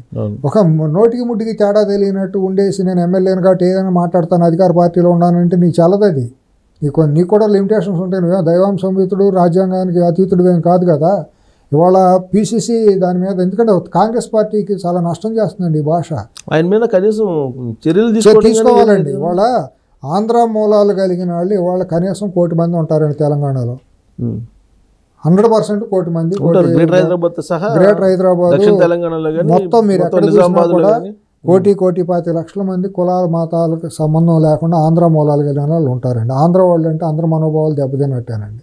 ఈ తెలంగాణ ప్రజలు ఎవరో కూడా ఆ భాష మాట్లాడరండి. ఇవాళ గ్రామాల్లోకి వెళ్తే అందరూ కలిసిమెలిసి ఉంటారండి. అసలు ఆ భేదభావాలు ఎక్కడ కనిపించవండి. కలిసి వ్యాపారాలు చేసుకుంటారు కదా. వ్యాపారం ఏంటండి, అంత ఆత్మీయంగా ఉంటారు. సిఎస్ గారు ఊళ్ళలోకి వెళ్తే కడుపులో తీసి పెడతారు ప్రజలందరూ కూడా. ఎక్కడ ఆంధ్రుడని భాష ఎక్కడ ఉండదు అసలు. ఈ దౌర్భాగ్యం ఇటువంటి వాళ్ళు కొంతమంది తయారైపోయి శవాల మీద పేలాలు ఏరుకున్నట్టు ఈ అగ్గిరాజు చేయటం, దేవుడి పేరుతో, కులాల పేరుతో, ప్రాంతం పేరుతో, తిరుపతి పేరుతో, ఈ సినిమాల పేరుతో, ఏంది దౌర్భాగ్యంగా ఇదంతా కూడా తయారు చేసింది కేసీఆర్ కల్వకుంట్ల కుటుంబమేనండి. ఈ కర్త కర్మ క్రియ వాళ్లే. అయితే వాళ్ళని ఆశ్రయించే కొంతమంది కౌలు కళాకారుల పేరుతో లంపెన్ గ్యాంగులు కొంతమంది ఉంటారు. బతుకు తెరువుకి ఏదో ముసుగేసుకుంటారు అనమాట. వేసుకుని అక్కడ చేరి ఇవన్నీ మాట్లాడుతూ ఉంటారు. వీటన్నిటిని వండి వార్చేదానికి యాంటీ సోషల్ ఎలిమెంట్ లాంటి మీడియా సంస్థలు కొన్ని ఉంటాయి. బ్రేకింగ్ వార్తలు పెట్టి, స్క్రోలింగ్ పెట్టి, దాని మీద డిబేట్లు పెట్టి, రేటింగ్లు పెంచుకునే, శవాల మీద పేలాలు ఏరుకునే సంస్థలు కొన్ని ఉన్నాయి. ఇది ఏంటంటే రాష్ట్రానికి నష్టం అండి. రాష్ట్ర అభివృద్ధికి నష్టం, హైదరాబాద్ అభివృద్ధికి నష్టం. వాళ్ళు హైదరాబాద్ ప్రపంచవ్యాప్తంగా చూస్తున్నారు అందరూ ఇన్వెస్ట్ చేయడానికి, రియల్ ఎస్టేట్, మన ఈ సాఫ్ట్వేర్ కంపెనీలు ఇవన్నీ. ఎందుకంటే నైసర్గికంగా ఇక్కడ అన్ని అందుబాటులో ఉండటం మూలాన ఇక్కడ శాంతి భద్రతలు అనేవి కాపాడాల్సిన బాధ్యత ప్రభుత్వానికి ఉంటుంది. ఇటువంటి డిస్క్రిమినేషన్ మాటలు మాట్లాడే వాళ్ళ మీద తక్షణమే చర్యలు తీసుకోవాలి, కేసులు పెట్టి లోపల వేయాలండి ఎవరు మాట్లాడినా. మినిస్టరు కొండా సురేఖ గారు కూడా శ్రీశైలం వెళ్ళిపోయి ఈ శ్రీశైలం అసలు మాది ఆంధ్రాకి వెళ్ళిపోయింది, మా శ్రీశైలం మాకు కావాలి అని అంటుంది. తర్వాత తిరుపతిలో వివక్ష ఉంది. ఆ మాట నేను అన్నారని నేను అనుకోను, కానీ ఇక్కడ కూడా తెలంగాణ మాది, శ్రీశైలం మాదని ఆవిడ అనట్లేదు, మాకు రావాలి ఆంధ్రాకి లేదు లేదు ఆ మాట అనలేదు ఆవిడ. నేను విన్నది మాత్రం ఇక్కడ కూడా మాకు కూడా అవకాశాలు, దర్శనాల కాటికి కొద్దిగా అవకాశాలు ఉండాలి, శ్రీశైలంలో కూడా మాకు కావాలని అన్నారు. శ్రీశైలంలో కూడా మొత్తం తిరుపతి, శ్రీశైలం అన్ని చోట్ల కూడా మా తెలంగాణ పక్షాలను కూడా ప్రయారిటీ ఇవ్వాలని అడిగారు. అంతవరకు తప్పేం లేదు, అడగటం తప్పేం ఉందిలే కానివ్వండి. వివక్ష చూపిస్తున్నారని ఆవిడ అనలా, ప్రాధాన్యత ఇవ్వట్లేదు అన్నారు. శ్రీనివాస్ గౌడ్ అని ఆయన మాజీ మంత్రి అన్నారు, కానీ ఆవిడ సురేఖ గారు ఆ భాష మాట్లాడాల. రిక్వెస్ట్ మేనర్లో మాకు కూడా ఇవ్వాలి, బాగుంటుంది, మాది అన్నారు ఆవిడ. అది నేను వెళ్ళా, అదైతే మాత్రం తప్ప. ఎట్టా అంటారు ఆవిడ, అసలు భద్రాచలమే ఆంధ్ర, అది భద్రాచలం తీసుకుంటమే తప్పు, తెలంగాణలో కలపటమే చట్ట వ్యతిరేకం. అది ఇప్పుడు 7 మండలాలు మాదంటారు, 7 మండలాలు తెలంగాణది ఎట్ట అవుతుంది? అసలు ఎర్లియర్ ఆంధ్ర రాష్ట్రం తెలంగాణ కలిసినప్పుడు భద్రాచలం ఆంధ్రాది, ఖమ్మం జిల్లాలో, అది సారీ ఇది తూర్పుగోదావరి జిల్లాలో, అది యువతల సారపాక వరకు వాళ్ళదే. అప్పుడు కేసీఆర్ గారు అందు కూడా 1952కు ముందు నైసర్గిక తెలంగాణ ఏదైతే ఉందో అదే కావాలని అన్నారు. అంటే కాదుకూడదని చెప్పి భద్రాచలం ఏదో సెంటిమెంట్గా మాకు ఉందని చెప్పి అది తీసుకుంటాం అనైతికం. శ్రీశైలం ఏ కోణానా వాళ్ళది కాదు అసలు. ఒక రకంగా చూస్తే మీ కోదాడ మునగాల వరకు కూడా ఆంధ్ర కింద లెక్క. సరే అవన్నీ కాదు, ఇవన్నీ మనం మాట్లాడితే వాళ్ళు మనం కూడా ఇదిలో ఉంటుంది. కానీ ఆవిడ అట్లా మాట్లాడారని నేను అనుకోవట్లేదు. నేను నిన్న నేను చూసింది అయితే ఆవిడ మాట్లాడిన క్లిప్ ఒకటి చూశాను. సిఎస్ గారు తెలంగాణ నుంచి వచ్చేవాళ్ళు కూడా శ్రీశైలం తిరుపతిలో కొద్దిగా ప్రయారిటీలు ఇవన్నీ ఉండాలి వచ్చేవాళ్ళకని అన్నారు. అది అడగటం తప్పులేదు అనుకున్నా. శ్రీశైలం మాది అనే భాష మాట్లాడితే మాత్రం కొద్దిగా ఆవిడకి తెలియని తరమే అనుకుంటాను నేను. అది మాట్లాడిన తర్వాత ఈవినింగ్కి జీవో ఆంధ్రప్రదేశ్ ప్రభుత్వం ఇది ఒక స్పెషల్ ఆఫీసర్ని ఏర్పాటు చేశారు. కాదు తెలంగాణ ప్రభుత్వం ఏర్పాటు చేసింది, ఆంధ్ర ప్రభుత్వంకి సంబంధం లేదు. తెలంగాణ ప్రభుత్వం జీవో ఏర్పాటు చేసి టీటీడీలో ఒక స్పెషల్ ఆఫీసర్ని పెడుతున్నాము, ఆ ఆఫీసర్కి నెలకు ₹1,00,000 జీతం ఆంధ్రమో ఏదో మొత్తానికి, అది యాదగిరిగుట్ట దేవాలయం చెల్లిస్తుంది అని పెట్టారు. దానికి విధి విధానాలు ఏమీ ఆ జీవోలో లేవు. ఆఫీసర్కు ఇచ్చిన విధి విధానాలు ఏంటనేది అక్కడ దాంట్లో పొందుపరచలేదు. అది ప్రోటోకాల్ డిపార్ట్మెంట్ కూడా ఏమి పంపలేదు, తెలంగాణ ప్రోటోకాల్ డిపార్ట్మెంట్కి పంపలేదు. ఓన్లీ రెవెన్యూ డిపార్ట్మెంట్ చూశాను ఆ జీవో, రెవెన్యూ డిపార్ట్మెంట్ నుంచి వచ్చే జీవో. అది ప్రోటోకాల్కి జనరల్ జీఏడీకి పంపించాలి, అట్లాగే ఆంధ్రప్రదేశ్ జీఏడీకి కూడా మార్క్ చేయాలి. మేము పలానా వ్యక్తిని టీటీడీకి బోర్డు కూడా మార్క్ చేయాలి, చేసి మా పలానా ఆఫీసర్ని పెడుతున్నాము, మేము ఈ విధి విధానాలు ఇవి పెడుతున్నాము అని. మరి తర్వాత ఏమైనా వస్తాయేమో తెలియదు. నేను అనుకుంటాం ఏంటంటే అట్లా పెట్టడం మూలాన ఇక్కడ నుంచి భవిష్యత్తులో ఏదన్నా ఎమ్మెల్యేలు, ఎంపీలు, మినిస్టర్లు వెళ్ళిన ప్రోటోకాల్ దర్శనాల కాటికి అక్కడ ఆంధ్రప్రదేశ్ ప్రభుత్వం యొక్క ఆఫీసర్ చూసేటట్టయితే లేనిపోయిన ఆరోపణలు ఎన్ని తలనొప్పులు వస్తాయి. కాబట్టి మీ ఆఫీసర్ని మీరు పెట్టుకోండి, మీ ఆఫీసర్ ద్వారా వచ్చే లైజనింగ్ ద్వారా వచ్చే వాళ్ళందరికీ మేము ప్రయారిటీలో దర్శనాలు ఇస్తామని చెప్పి మాట్లాడుకుని ఉండొచ్చు రాష్ట్ర ప్రభుత్వం. మిగతా రాష్ట్రాలు కూడా అంతే, ఎందుకంటే ప్రపంచ ఆధ్యాత్మిక కేంద్రం అంటే కాదు సిఎస్ గారు. ఇక్కడ టెక్నికల్గా ఏంటంటే తమిళనాడుకు ఉంటుంది అవకాశం, ఎందుకంటే తమిళనాడు నుంచి విడిపోయిన రాష్ట్రం కాబట్టి 52 అప్పుడు.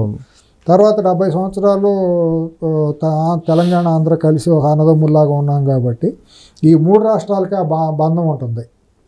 ఆంధ్రప్రదేశ్కి ఉండే బంధం అటు తమిళనాడుతో ఉంటుంది, ఇటు తెలంగాణతోనూ ఉంటుంది. కాబట్టి ఆ 3 రాష్ట్రాలు, ఈ 2 రాష్ట్రాలు అవకాశం ఉంది. ఎందుకంటే ఆల్రెడీ మనం కర్ణాటక ఇస్తున్నారు, కర్ణాటక ప్రభుత్వం రికమెండ్ చేస్తూ ఒకళ్ళకి అంటే ఇప్పుడు మ్యూచువల్గా ఇవ్వటం ఒక మ్యూచువల్గా అంగీకారం తప్పండి. డిమాండ్ అనేది చాలా తప్పండి. అది అగ్నికి ఆజ్యం పోసినట్టు అవుతుంది. ఇది హుందాతనంగా పెద్ద మనిషి తరహాగా వ్యవహరించుకొని మాట్లాడుకోవాల్సిన అంశాలు.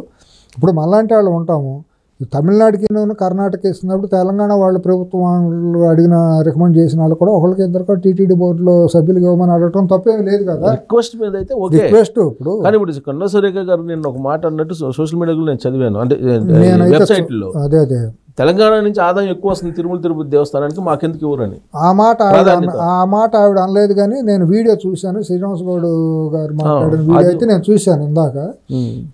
ఆయన మాట్లాడిన చాలా అసందర్భం, అసాంఘికము, చట్ట వ్యతిరేకంగానే ఉందో తప్పించి అది పద్ధతి కాదు ఆయన మాట్లాడిన భాష. ఆయన అసలు మాజీ ఎమ్మెల్యే, సిట్టింగ్ ఎమ్మెల్యే కూడా కాదు. ఆయన వెళ్ళే ప్రోటోకాల్ కోసమేనో అక్కడ హడావుడి చేయడానికి. అదేమంటే మీరు ఇక్కడికి వచ్చి బతుకుతున్నారు, హైదరాబాద్లో వ్యాపారాలు చేసి బతుకుతున్నారు, సంపాదించుకుంటున్నారని చాలా డెరాగేటరీగా మాట్లాడాడు ఆయన. ఇటు అయితే ఇబ్బందులు పడతామని హెచ్చరికలు జారీ చేయడం అనేది, ఉడతూపులు అనేది చలదు. ఇది పద్ధతి కూడా కాదు, ఏమీ చేయలేడు. ఇదే నీ ఉడతూపులు ఉద్యమంలో చేసినట్టు చేస్తే కుదరదు. నేను అంత ఎవడో చేతులు గాజులు వేసుకుని ఎవడో ఊరుకోడు. అట్ట ఉడతూపులు వేసేసి బదిలీ చేసేస్తే వీళ్ళు కప్పం కట్టేసి సరెండర్ అవడానికి ప్రభుత్వాలు కూడా చూస్తా ఊరుకోవు.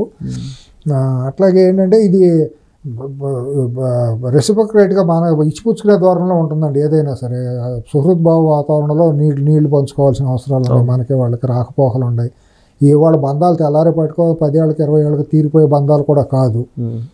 తరతరాలు ఉంటాయి. తెలంగాణ, హైదరాబాదు నుంచి ఆంధ్రాకి ఉండే బంధాలు ఇవాళతో పోవు కదా. చెన్నైకి ఇవాళకి కూడా ఉన్నాయి కదా. తమిళనాడుకి, ఆంధ్రాకి ఇవాళ కూడా రాకపోకలు ఉన్నాయి కదా.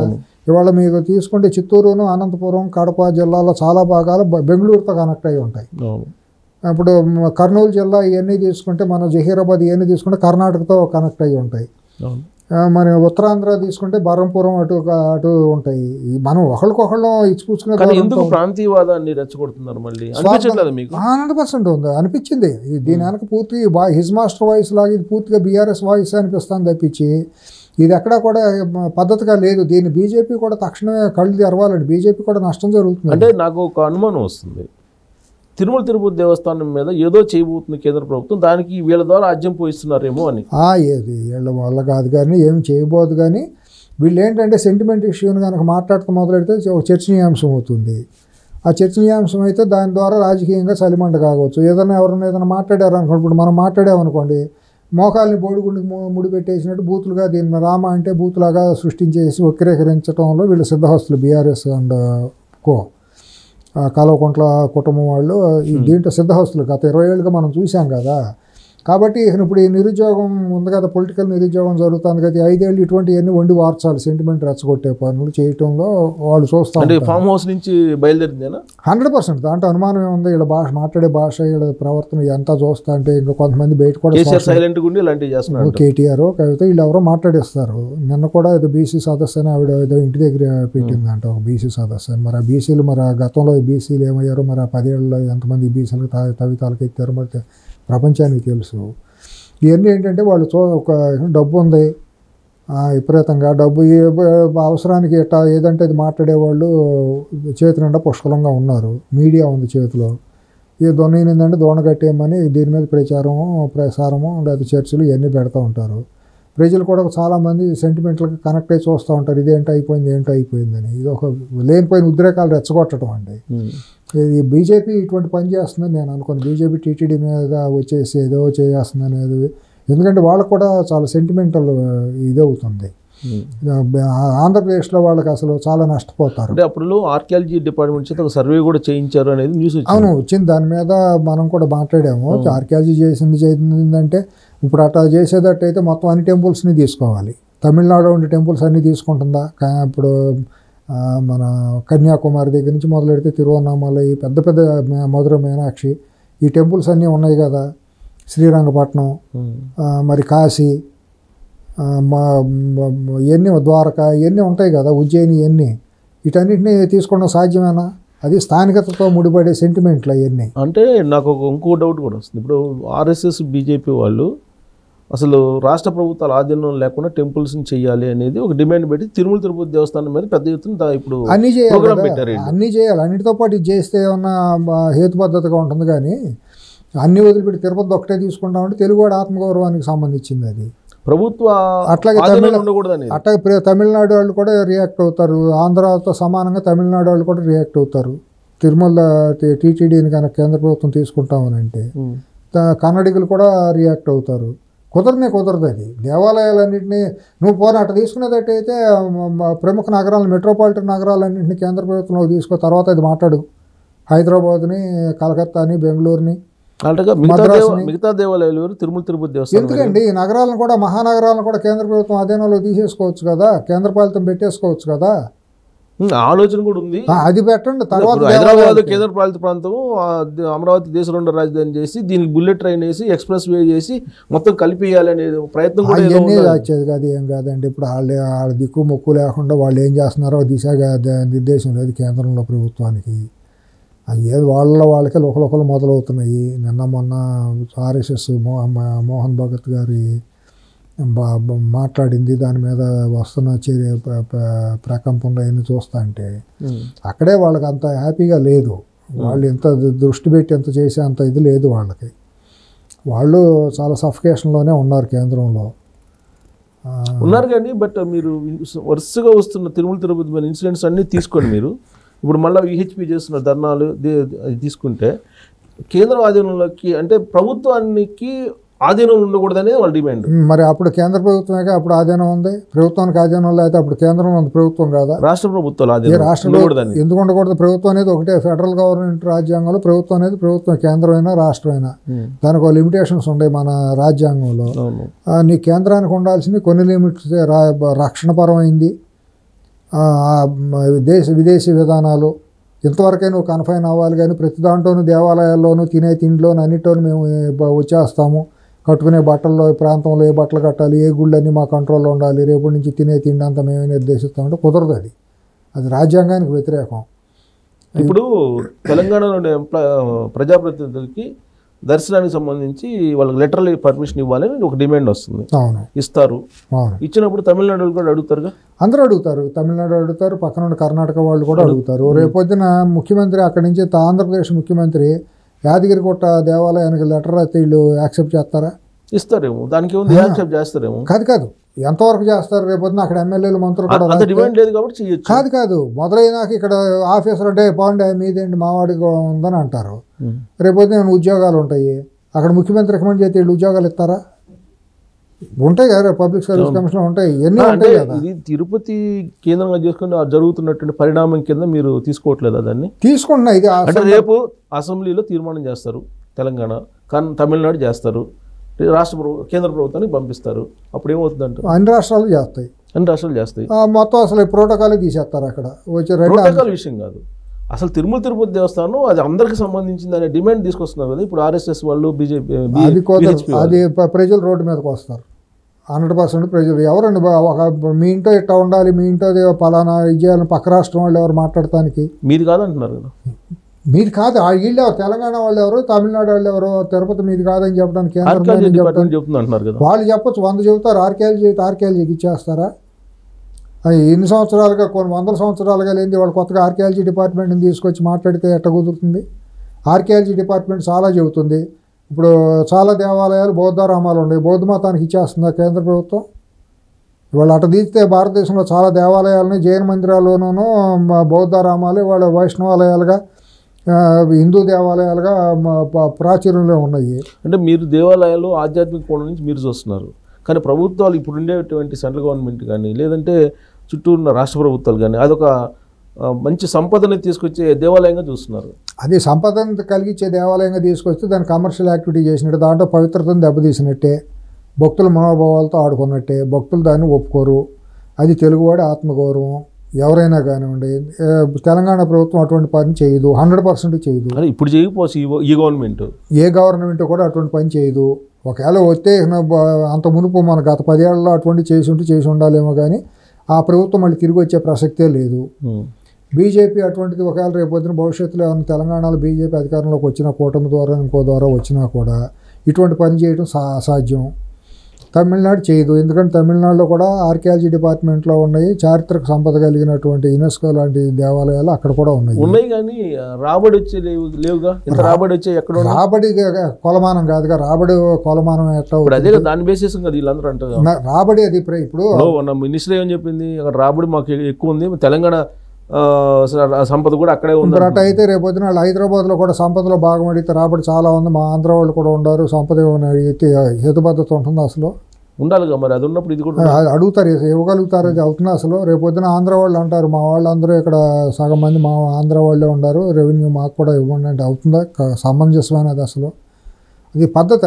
అది జ్ఞానంతో లేకపోతే ఒక దీంతో బాధ్యతతో మాట్లాడే భాష కాదండి. ఒక బాధ్యతాయుతంగా ఉన్నవాళ్ళు మనం ఎంతవరకు ఉండాలి, ఏం మాట్లాడాలి అనే బాధ్యతాయుతంగా మాట్లాడేవాళ్ళు ఇప్పుడు అట్లా మాట్లాడరండి. అసలు లెటర్లు మరి పర్మిషన్ ఇవ్వకూడదుగా అది వేరే రాష్ట్రాలకి, ఎవరికి ఇవ్వకూడదు. అది వన్స్ ఇచ్చిన తర్వాత అది కంటిన్యూ అయిపోయి మాకు కూడా భాగస్వామ్యం ఉంది. అది ఒక ప్రెసిడెంట్ అయిపోతుందండి. ఎప్పుడు కూడా దాన్ని అయ్యో పానీలే అని ఏదో చేస్తారండి.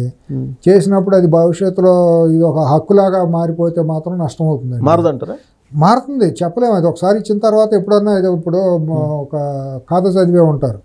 ఎడారిలో వెళ్తా ఉంటే ఒక ఒంటికి తలదాచుకుంటానికి అవకాశం ఇస్తే తర్వాత వాడిని యజమాని లోపలికి దోసేసి ఒంటికి గుడారంలోకి వెళ్ళిపోయిందని ఉంటుంది. సహజంగా జరుగుతుంది అక్కడ. బ్రిటిష్ వాళ్ళు కూడా వచ్చింది అంతే అంతే, ఎక్కడైనా అంతే కదా. కాబట్టి అటువంటిది అసలు ఎక్కడ జరగడానికి అవకాశం ఉంది. ప్రభుత్వ బాధ్యతాయుతమైన ప్రభుత్వాలు అయితే చేయవండి. ఇప్పుడు జూన్ 2వ తారీఖున మీకు 10 సంవత్సరాలు అయిపోయింది ఉమ్మడి హైదరాబాద్ రాజధాని, మీరు వెళ్ళిపోయినా అన్నారా లేదా? అన్నారు.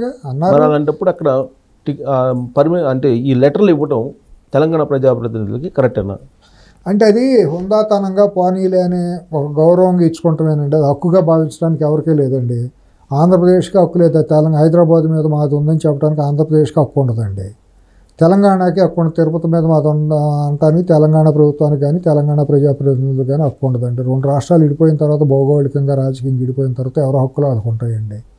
అంతే తప్పించి నాది ఇది అని అంటే కుదరదండి. అయిందేదో అయిపోయింది. ఇంకా రేపు పొద్దున ఆంధ్ర వాళ్ళు వచ్చేసి హైదరాబాద్లో మాకు హక్కు ఉందంటే ఊరుకుంటారు? తెలంగాణ ప్రజలు ఊరుకుంటారా? తెలంగాణ ప్రభుత్వం ఊరుకుంటుందా? అసలు లెటర్లు ఇవ్వాల్సిన నెసెసిటీ ఏంది? అసలు వెళ్ళినప్పుడు ఒకవేళ ప్రోటోకాల్ దర్శనం అది అందరికి ఇచ్చినట్టు ఇచ్చినా అది వేరే. అంతే. తమిళనాడు వాళ్ళకి, కర్ణాటక వాళ్ళకి, ఒరిస్సా వాళ్ళకి లేనిది ఇప్పుడు దాన్ని ఆన్ లెటర్ పెట్టరండి ఎక్కడా కూడాను. ఇప్పుడు ఇక్కడ నుంచి ఒక మంత్రి వెళ్తా అంటే ముందే పిఏ గాను పిఎస్ఓ ఫోన్ చేసి మా మంత్రి గారు వస్తున్నారంట అని చెప్పి ఇస్తారండి. సహజం. అది ఓకే ఎక్కడైనా ఇస్తారండి. అది ఏ రాష్ట్ర మంత్రి అయినా ఇస్తారండి. ఇప్పుడు ఉత్తరప్రదేశ్ నుంచి మంత్రి వచ్చినా కూడా ప్రోటోకాల్ ఇస్తారు సహజంగా. ఒక ఎంపీలు ఇచ్చినా పలానా ఎంపీ గారు వస్తారని ముందు ఇస్తారండి. ప్రోటోకాల్ ఇప్పుడు అది కాదు కదా. తెలంగాణ ప్రజాప్రతినిధులకి ఆంధ్ర ప్రజాప్రతినిధులకి ఇస్తున్నట్టు మాకు కూడా లెటర్లు ఇవ్వండి కదా. అది కుదరదండి. అది అయితే అసంభవం. ఎందుకంటే ఇప్పుడు అక్కడ ఒక్కొక్క మనిషికి వాళ్ళు ఇచ్చిన ప్రోటోకాల్ మూలానే లెటర్ల మూలానే చాలా నష్టం జరుగుతుందండి. ఎందుకంటే ఒక్కొక్క నెలకు 15 ఎన్నో లెటర్లు ఇస్తున్నారు. బిగినింగ్ బ్రేక్ దర్శనం అనుమతులు 15 లెటర్లు ఎన్నో ఇస్తున్నారు. రోజుకొకటి 15 రోజుకొకటి ఇచ్చారు. అది జగన్మోహన్ రెడ్డి గారు అలవాటు చేశారు. దాన్ని కంటిన్యూ చేస్తారు. 15 ఎన్నో తగ్గించారని అన్నారు. తగ్గలేదు, ఇంకా తగ్గలేదు. 12కో 15కో తీసుకురావాలని, అంతమించి ఇవ్వడానికి వీల్లేదని అని అంటున్నారు. అదే ఇప్పుడు 175 మందికే ప్లస్ ఎమ్మెల్సీలు, ఎంపీలు వీళ్ళందరూ ఇచ్చే దానికి ఒక్కొక్క దాని మీద 6 వెళ్ళొచ్చండి. మరి ఎంతమంది వెళ్తే సామాన్య భక్తులు ఇబ్బంది పడిపోతారండి. రేపు దేశవ్యాప్తంగా ఇక్కడ ఉండాలి కంటే 294 పాత రాష్ట్రంలో 294 42 మంది ఎంపీలు, ఎమ్మెల్సీలు అందరూ కార్పొరేషన్ చైర్మన్. అదే వీళ్ళందరూ ప్రోటోకాల్ అందరికీ ఏదో ఒక ఆనవాయితీగా పెడితే అక్కడ సామాన్య భక్తులకి దేవుడి దర్శనం దూరం అయిపోతుందండి. రేపు పొద్దున మళ్ళీ ఆ తెలంగాణ నుంచి వెళ్ళిన వాళ్ళు కూడా ఇబ్బంది పడతారుగా. ఇక్కడ నుంచి దూరాభారంగా వెళ్ళి దర్శనం చేసిన వాళ్ళు కూడా 2 రోజులు వెయిట్ చేయాలంటే వాళ్ళకి ఇబ్బందే కదా. కాబట్టి అది సమీక్షించుకుంటారు. ఇప్పుడు ప్రభుత్వం ఇంకోటి ఏంటంటే ప్రస్తుత టీటీడీ బోర్డు మీద కూడా కొద్దిగా అసంతృప్తి నడుస్తుంది. సరిగ్గా లేదు దాని పోకడ అనేది, సభ్యుల ప్రవర్తన సరిగ్గా లేదు అనేది నేను గత కొన్ని రోజులుగా వింటున్నాను. వాళ్ళు తీసుకుంటున్న చర్యలన్నీ కూడా చాలా అనాలోచితంగానూ, గత ప్రభుత్వం వైసీపీ ప్రభుత్వానికి ఏమాత్రం తీసిపోనట్టే ఉండవు వీళ్ళ ప్రవర్తన, వీళ్ళ ఇది అనేది అంటున్నారు. అంటే చైర్మన్ అని కాకుండా మొత్తం ఓవరాల్ బోర్డు మీద. అది కొద్దిగా సమీక్షించుకోకపోతే నష్టం జరుగుతుంది టీటీడీలో. అట్లాగే ఈ ప్రోటోకాల్ ఇటువంటి వాటిని కూడా పక్కన పెట్టేసేసి ఎవరు వచ్చినా కూడా ఒకే దర్శనంతో పెట్టుకుని కేవలం రాజ్యాంగ పదవుల్లో ఉండాలి ప్రధానమంత్రి, రాష్ట్రపతి, ముఖ్యమంత్రులు అంతవరకే మాత్రం కన్ఫైన్ అవ్వాలి. దాచి మంత్రులు, ఐఏఎస్లు, ఐపీఎస్లు వీళ్ళందరికీ కూడా తీసేసి, ఎందుకంటే ఇది కనుక మొదలైతే వద్దు మొత్తమే తీసేద్దామనే ఆలోచన కూడా వచ్చినా స్వాగతించాల్సింది. అది వస్తే బాగుంటుంది. తీసుకునే ధైర్యం ఉంది అసలు ఎవరికైనా? తీసుకుంటే బాగుంటుంది. అసలు మీకు లేటెస్ట్ డెసిషన్ ఏంటంటే ఏకాదశి, వైకుంఠ ఏకాదశి. అవును, 10వ తారీఖు నుంచి 19వ తారీఖు వరకు అసలు 10 రోజులు ఏం దర్శనాలు లేవు, ఓన్లీ ప్రోటోకాల్ దర్శనం. పొద్దున్న నాకు వచ్చింది మెసేజ్, ఓన్లీ ప్రోటోకాల్ లేదు అంతే. లేదు సార్, ఉంది ప్రోటోకాల్ ఉంది. ఎవరైతే ప్రోటోకాల్ ఉన్నారో వాళ్ళు రావాలి. ప్రోటోకాల్ అంటే ఇప్పుడు మినిస్టర్ వెళ్తే మినిస్టర్ మాత్రమే ఉంటుంది. మినిస్టర్ లెటర్ అంటే ఈ 10 రోజులు ఎవరు రాకపోకూడదు. ఇక్కడ మినిస్టర్లను, ఎమ్మెల్యేలు లేదంటే రాజ్యాంగబద్ధ పదవులు మాత్రమే తిరుమల ఈ 10 రోజుల్లో సామాన్యులకు అవసరం లేదు. అంటే సామాన్య భక్తులు కూడా 10 రోజులు తెరిచి ఉంచుతాం, సామాన్య భక్తులు కూడా వైకుంఠ ద్వారం నుంచి తిరిగి దర్శనం చేసుకోవచ్చు అని చెప్పారండి. అంతకుముందు ఒక్కరోజే ఉండేదండి. అవును, పొద్దు నుంచి సాయంత్రానికి క్లోజ్ అయిపోయేది. అవును, అదేదో పెద్ద అదృష్టంగా భావిస్తాం. నేను కూడా 2 సార్లు వెళ్ళాను. జనరల్ కల కదా వైకుంఠ. నేను కూడా 2 సార్లు వెళ్ళి అనుకోకుండా యాదృచ్ఛికంగా వెళ్ళాను. అదృష్టం కొద్దిగా అదృష్టం అనుకోండి తిరుమల తిరుపతి. అయితే ఒకటి ఓన్లీ రాజ్యాంగబద్ధ పదవుల్లో వాళ్ళు కూడా వ్యక్తిగతంగా వస్తే వాళ్ళ ఫ్యామిలీలు అందరికీ వైకుంఠం, మిగతా వాళ్ళకి లేదు. చాలా దుర్మార్గం అండి. నేను దానికి పూర్తిగా వ్యతిరేకం అండి. ఇది చెరబట్టేశారు, దేవుణ్ణి చెరబట్టేశారు అధికారంలో ఉండేవాళ్ళును ఈ రాజకీయ నాయకులు. ఇది దురదృష్టకరం అండి. దేవుడు అనేవాడు అందరికీ సమానం. అక్కడికి వెళ్ళినప్పుడు మన భుజకీర్తులు, మన గండపేండేరాలు, మన హోదాలు పక్కన పెడేసి అక్కడికి వెళ్ళినప్పుడు అందరం ఒక సామాన్యంగా వెళ్ళాలి తప్పించి పేద రాజు తేడా లేకుండా దేవుడి దగ్గరికి వెళ్ళటం అడుక్కుంటానికి వెళ్ళినట్టు. మెట్ల మీద కూర్చొని అడుక్కునే వాడికి లోపలికి వెళ్ళి అడుక్కునేవాడికి తేడా లేదు. కాతీడేమో బయట కూర్చొని బెచ్చగాడు అయ్యాడు, ఆ లోపలికి వెళ్ళేమో భక్తుడు అయ్యాడు. అంతమించి తేడా ఏముందండి? చిలుకూరు బాలాజీ టెంపుల్కి సంబంధించి అందరూ ఒకటేగా చూస్తారు ఇక్కడ. అవును, అలాంటిది అక్కడ ఎందుకు చేయలేకపోతున్నారు? అదే ఆ మాఫియానండి. తిరుమలలో పెద్ద మాఫియా ముఠా ఉంది. 3-4 నియోజకవర్గాలని శాసించేటట్టు అక్కడ ఉద్యోగస్తు సంఘాలన్నీ ఉంటాయి. ప్లస్ ఇంకోటి స్వార్థం, ఎవరికాడికే అక్కడ మెహర్బానీలు, గ్రూపులు, ఎన్నో ముఠాలు ఉన్నాయి. అంత సాహసం చేసేవాళ్ళు ఎవరు రాలా. సాహసం చేసి మార్పు చేద్దామని ప్రయత్నం చేస్తే మాత్రం ధర్నాలు, రాస్తారోకలు, ఇవన్నీ గొడవలు జరుగుతాయి. ఇంకోటి ఏంటంటే మొహమాటం. ఇప్పుడు గత 70 ఏళ్ళుగా తీసుకున్నారు అనుకోండి. ఇప్పుడు వైకుంఠ ద్వారదర్శనం యాక్చువల్గా అయితే ప్రోటోకాల్ అన్నీ రద్దు చేయాలి. రాజ్యాంగ పదవులన్నీ అసలు రాజ్యాంగబద్ధంగా ఉండే పదవులు ఉన్న వాళ్ళకి ప్రత్యేకం ఏం లేదు. ఇప్పుడు మీరు రాండి క్యూలో అని చెప్పాలి. ఇప్పుడు గతంలో ఎప్పుడు కూడానండి ఈ వ్యామోహం వేలం వేరు ఎప్పుడు ఉండేది కాదండి. ఇప్పుడు ప్రధానంగా మీరు ఉమ్మడి రాష్ట్రాల్లో అప్పటి నుంచి చూడండి, బోరుగుల రామకృష్ణారావు గారు, ప్రకాశం పంతులు గారు, అప్పటి పివి నరసింహారావు గారు, చెన్నారెడ్డి గారు, వీళ్ళందరూ ఉన్నప్పటి నుంచి చూడండి, ఎన్టీ రామారావు గారు వాళ్ళందరూ ఉన్నప్పటి నుంచి కూడాను ఈ వేలం వేరు వ్యామోహం ఎప్పుడు లేదు. కామ్గా వెళ్ళేసి చూసే అప్పుడు ఏంటంటే ఒత్తిడి ఉండేది. రామారావు గారు వచ్చిన తర్వాత ఆయన మరో కృష్ణదేవరాయలు లాగానే ఆ తిరుమలని అభివృద్ధి చేశారు. క్యూ కాంప్లెక్స్ బాగా చేశారు. తిరుమల క్యూ కాంప్లెక్స్ కట్టడం, అన్నదానం, నిత్యాన్నదానం పెట్టడం, కాటేజెస్ అన్నీ ఇది చేయడం అనేది మొదలైందండి. మొదలైన తర్వాత దాన్ని ఇదే కొద్ది ఏమైందంటే కాలక్రమేణా దానికి యాత్రికుల తాకిడి కూడా బాగా పెరుగుతూ వచ్చిందండి. వైఎస్ రాజశేఖర రెడ్డి అనే వ్యక్తి ముఖ్యమంత్రి అయిన తర్వాత దాన్ని చెరబట్టి దోసుకోవటం అనేది అలవాటు అయిపోయిందండి. 2 కొండలు తర్వాత ఇంకా రకరకాలుగా అక్కడ మొత్తం అంతా అపవిత్రత అనేది బాగా చోటు చేసుకోవడం జరిగిందండి. చంద్రబాబు గారు 94, 96 నుంచి 95 తర్వాత ముఖ్యమంత్రి అయిన తర్వాత కూడా అక్కడ అపవిత్రత పెద్దగా జరగల. పొలిటికల్ అసైలమ్ అయింది. అది రాజకీయ పునరావాస కేంద్రంగా మారిన మాట వాస్తవం. అప్పటి నుంచి కూడా, ముందు నుంచి కూడా రామారావు గారు ఉండగా అటువంటి తావులేదు. రామారావు గారు పరిపాలించినంతకాలం అది రాజకీయ పునరావాస కేంద్రం కానే కాదు, అది ఉన్నతమైన మంచాలనే వేశారు ఇదిగా. తర్వాత ఏమైందంటే కాలక్రమంగా ఇక రాజశేఖర రెడ్డి చేసిన 6 ఏళ్ళు తర్వాత కొంతకాలం కిరణ్ కుమార్ రెడ్డి గారు, రోసే గారు చేసినప్పుడు కూడా అదే నడిచింది. ఆ ప్రయారిటీలు ఇప్పుడు ఉన్న చైర్మన్లు అందరూ కూడా కొద్దిగా అసంబద్ధంగానే వ్యవహరించారు, రాజకీయంగానే వ్యవహరించారు. దాన్ని ఒక రాజకీయ కేంద్రంగానే మార్చేసారు. అది ఒకటి రోల్ అయితే వచ్చేసి వాళ్ళకి ఎంత జాడ్యంగా మారిపోయింది తిరుమల అనేది. ఇవాళ దాన్ని ప్రక్షాళన చేయడం అనేది చంద్రబాబు గారు కూడా చేయడానికి సాహసం చేయరు. ఎందుకంటే ఆయన స్థానికుడు, ఆయనకు ఉండే ఇబ్బందులు ఆయనకు ఉన్నాయి. అక్కడ శ్రీకాళహస్తి, తిరుమల, రూరల్, చంద్రగిరి 4 నియోజకవర్గాలు పోతాయి రాజకీయంగా. ప్లస్ బంధుత్వాలు, స్నేహాలు. ఇప్పుడు మొత్తం పైన కూడా రాజకీయ కేంద్రం. ఇప్పుడు చెవిరెడ్డి భాస్కర్ రెడ్డి, కరుణాకర్ రెడ్డి వీళ్ళందరూ వచ్చినప్పుడు మొత్తం అంతా అక్కడ ఎంత భ్రష్టు పట్టించాలో అంత పట్టి సుబ్రహ్మరెడ్డితో మొదలైంది. అది వ్యక్తులతో మాట్లాడుకుంటే ఆదికేశవ నాయుడు చేయాల్సినంత అతను చేశాడు పైన. అది పైన పెద్ద కులాల కుంపటం రాజకీయం. అందుకే ఇవన్నీ చూసిన తర్వాతనే కేంద్ర ప్రభుత్వం దీన్ని ప్రక్షాళన చేయాలని ఒక సీరియస్ ఆలోచిస్తుంది అనేది. వాళ్ళు వాళ్ళగా కేంద్రం చేసుకోమనండి, కేంద్రంలో కావాల్సినంత ఉందో పెట్టచ్చు, ఆ కడుక్కోమనండి. తిరుపతి వచ్చే తర్వాత దేశానికి బట్టి పీడిస్తున్న జాడ్యాలు ఇప్పుడు కేంద్ర ప్రభుత్వం గుప్పిట్లో చాలా ఉన్నాయి, అవి చేసుకోమని చూద్దాం. ఇప్పుడు మన వారణాసిలో కట్టారు, కూలిపోయింది, ఏం చేశారు వీళ్ళు ప్రక్షాళన?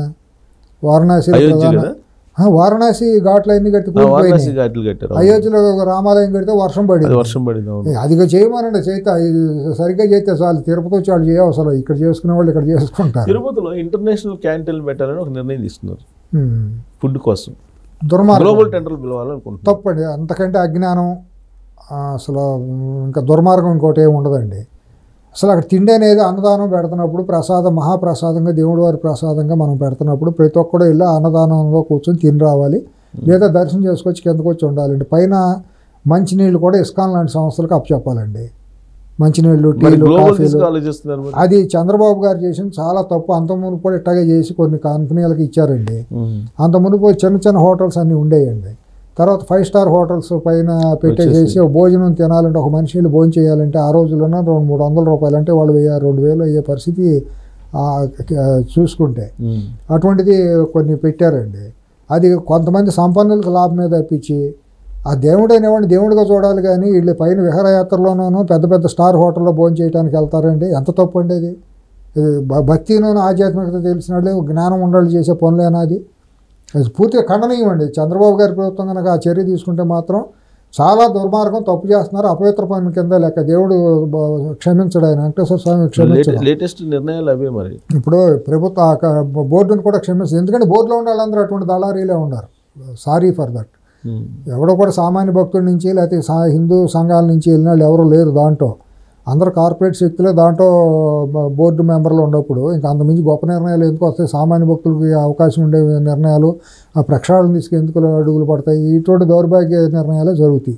అంతమించి ఏమి పెద్ద తేడా ఊహించడానికి వీలేదు. చాలా వినటానికే నాకు చాలా బాధగా ఉంది. అసాంఘికం, అమానుషం. సామాన్య భక్తులకి ఏమాత్రం ఉపయోగం లేదు. సామాన్య భక్తులను ఇంకా నిలువున దోసుకునేది అది అంతా కూడా తప్పండి, చాలా మహాపాపం అండి. సో వరుసగా ఇన్సిడెంట్లు ఇలాంటివన్నీ వస్తున్నాయి. ప్రాంతాలు, కులాలు, సినిమా హీరోలు ఇవన్నీ వస్తున్నాయి. ఇప్పుడు కేటీఆర్ గారి ఎపిసోడ్ వస్తే ఆయనకి ఏదో ఈడీ నోటీసులు ఇచ్చింది. జనవరి 2వ తారీఖు 3వ తారీఖు 31 వరకు కోర్టు ఇచ్చింది. ఏంటి అది? ఇదిగో అరెస్ట్, అదిగో అరెస్ట్ అని చెప్పేసి చెప్తానే ఉన్నారు కానీ మరి ముందుకు సాగట్లేదు. ఏంటి మ్యాచ్ ఫిక్సింగ్ ఏమైనా ఉందా? మ్యాచ్ ఫిక్సింగ్ అయితే నష్టమే కదండి, రాష్ట్ర ప్రభుత్వానికి నష్టమే కదా. ఫిక్సింగ్ చేసుకుంటే ఏం చేస్తారు? తప్పు జరిగిందని తెలిసింది, రేపు పొద్దున్న చర్యలు తీసుకోకపోతే కాంగ్రెస్ పార్టీ పుట్టగోతలు ఉండవు కదా. నష్టమే కదా, రాజకీయంగా నష్టమే కదా. మన రేవంత్ రెడ్డి గారికి కూడా నష్టం జరుగుతుంది కదా. కానీ మీ అబ్జర్వేషన్ ప్రకారం ఏసీబీ కన్నా ఈడీ దూకుడుగా అనిపించట్లేదా? రెండు ప్యారలల్గా జరిగాయి. దూకుడు ఏమి లేదు, దేని చర్యలు దానికే ఉంటాయి. ఇప్పుడు ఈడీ అరెస్ట్ చేయాల్సిందే కదా, చేయలేదనుకుంటే ఏసీబీ చేస్తుంది. ఏసీబీని కట్టడి చేసే హక్కు ఈడీకి లేదు. ఈడీ వచ్చినంత మాత్రాన ఏసీబీని దర్యాప్తు ఆపేయమని చెప్పే హక్కు లేదు. అంటే ఏసీబీ ఎప్పటి నుంచి 1 year నుంచి చేస్తూనే ఉంది కదా. చేస్తాను, దాని ప్రాథమిక ఆధారాలు దొరకాలి. రేపు పొద్దున మళ్ళీ కోర్టులోకి వెళ్తే ఇప్పుడు అల్లు అర్జున్ కేసు ఏం చూసాం కదా. చేస్తే ఏమైంది? సాయంత్రానికి ఇది చేశారు. మరి ఆ రోజు కూడా మరి ఆ ఆర్డర్ ఇవ్వటం అనేది హేతుబద్ధతను ప్రశ్నించాల్సిందే. కేటీఆర్ విషయంలో స్టే ఇవ్వటం అనేది ఆ సెక్షన్లన్నీ బలంగా ఉన్నప్పుడు నోటీసులు ఇచ్చి 31 దాకా మేము ఇవ్వటం అనేది చట్ట పరిధిలో, న్యాయ వ్యవస్థలో అది ప్రశ్నార్థకమే. ఆ మాట అంటాం అనేది 31కి వాయిదా వేశారు, కేసుని వేశారు.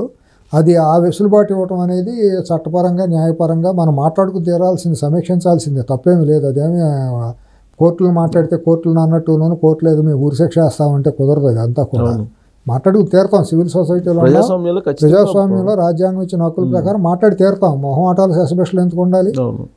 ఆరోపణలు ఎదుర్కొన్నప్పుడు విచారణ చేయడానికి లేదు అని చెప్పడం అనేది అసలు హద్దులు మేరటమే కదా. పక్క గవర్నర్ ఇచ్చారు. అప్పుడు రాజ్యాంగ పద్ధతిలో కోర్టులు కూడా కలగజేసుకోలేని విశేషమైన అధికారాలు అసెంబ్లీకి, గవర్నర్లకు ఉంటాయి.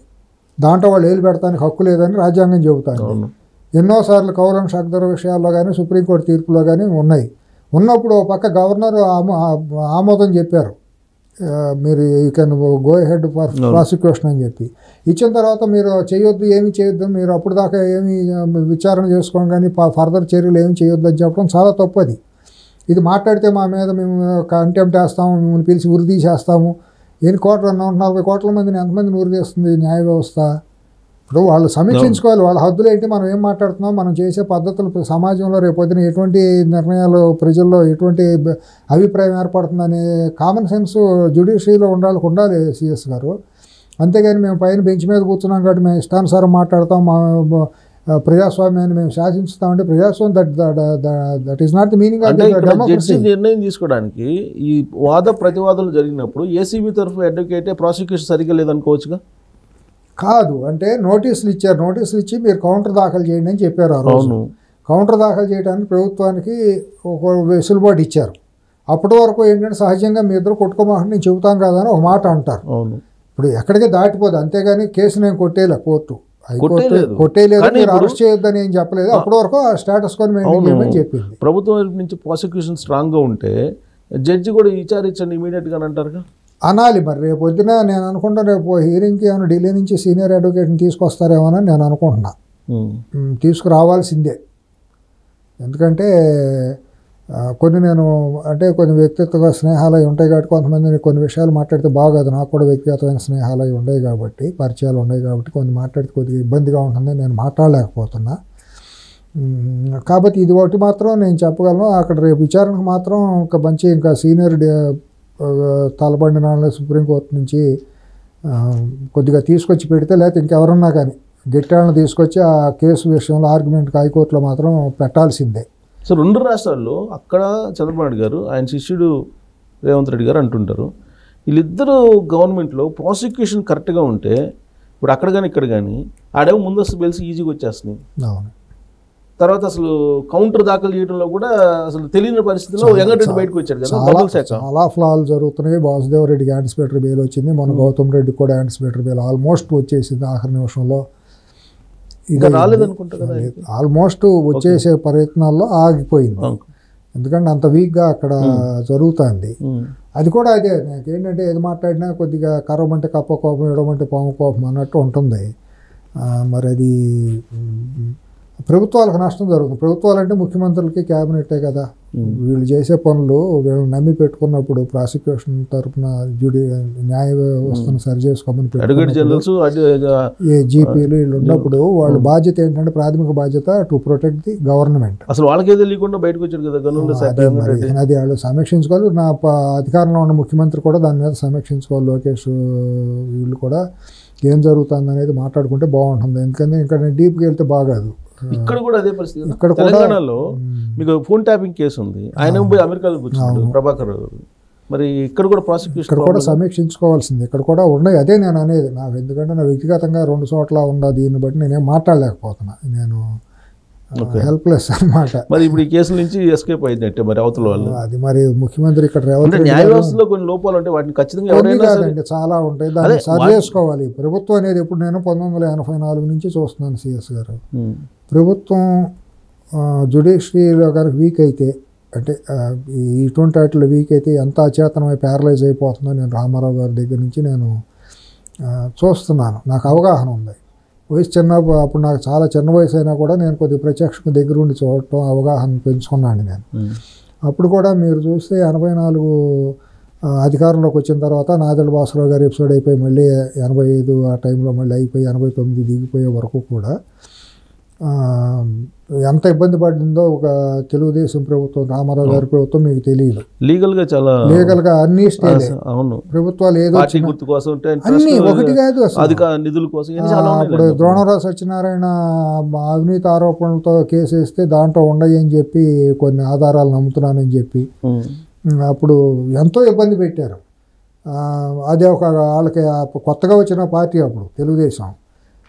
సరే నాదెళ్ల భాస్కరరావు గారు అప్పుడు లీగల్గా చాలా బలంగా ఉండేవారు. ఆయన విడిపోయిన తర్వాత మళ్ళీ సొంతగా నిలబడిన తర్వాత మళ్ళీ సొంత టీమును అంతా పెట్టుకుని చేసుకుని అది వేరు. ఆ టైంలో ఉన్న నిబద్ధత కలిగిన. మీ అబ్జర్వేషన్ ప్రకారం 2 రాష్ట్రాల్లో ప్రాసిక్యూషన్ స్ట్రాంగ్గా లేదు. 100% చెప్పగలను లేదని. కొంతమందికి బాధ అనిపించినా కూడా, నాకు బంధువులకి స్నేహితులకి అందరికి బాధ అనిపించినా కూడా వాళ్ళు కూడా ఆత్మవిమర్శ చేసుకుంటే బెటరు. కొద్దిగా చూడటానికి వినటానికి కూడా నాకు కూడా బాధగా ఉంది. ఎందుకంటే రెండు చోట్ల నాకు కావాల్సిన వాళ్ళే రెండు ప్రభుత్వాలు నేను ప్రేమించే ప్రభుత్వాలు, దాంట్లో మొహమాటం సమాజం కోసం ఈ ప్రభుత్వాలు ఉండాలని కోరుకుంటున్నాను. ప్రత్యర్థులు కానీ ఈ బెటర్ అని అంతమించి ఏమి లేదు. నాకు బంధుత్వాలు లేవు, ఏమీ లేవు, నాకు మొహమాటాలు లేవు, ఏమి వ్యాపారాలు లేవు. కాకపోతే ఏంటంటే ప్రజాస్వామ్యంగా ఈ రెండు వచ్చినప్పుడు కొద్దిగా రెండు చోట్ల తెలుగు ప్రజలు అందరూ కూడా గుండెల నిండా గాలి పీల్చుకోగలుగుతున్నారు. సో కాబట్టి ఈ మధ్యకాలంలో కేటీఆర్ గారు లండన్ వెళ్ళిపోతారని అంటున్నారు. ఇది ప్రాసిక్యూషన్ బలహీనంగా ఉంది కాబట్టి అవసరం లేదంటారా? అంతేం ఉండదులేండి. అంత చర్యలు, అంత బలహీనమైన పనులు రేవంత్ రెడ్డి గారు తీసుకునే పరిస్థితి ఉండకపోవచ్చు నేను అనుకుంటాం. దానికి తగ్గ భారీగానే వాళ్ళు చేసిన తప్పులకి వాళ్ళు ఇది చెల్లించాల్సిందే. వాళ్ళ భయం వాళ్ళు ఉంది. నేను అనుకుంటాం కొంతమంది వాళ్ళ సన్నిహితుల నుంచి వస్తున్న వార్తలే వాయిస్ మనం వింటా వాళ్ళు ఏదో కకావికలైపోయి భయభ్రాంతులకు లోనైనట్టే ఉన్నారు. ఇప్పుడు మనం మాట్లాడుకునేది వేరు సిఎస్ గారు.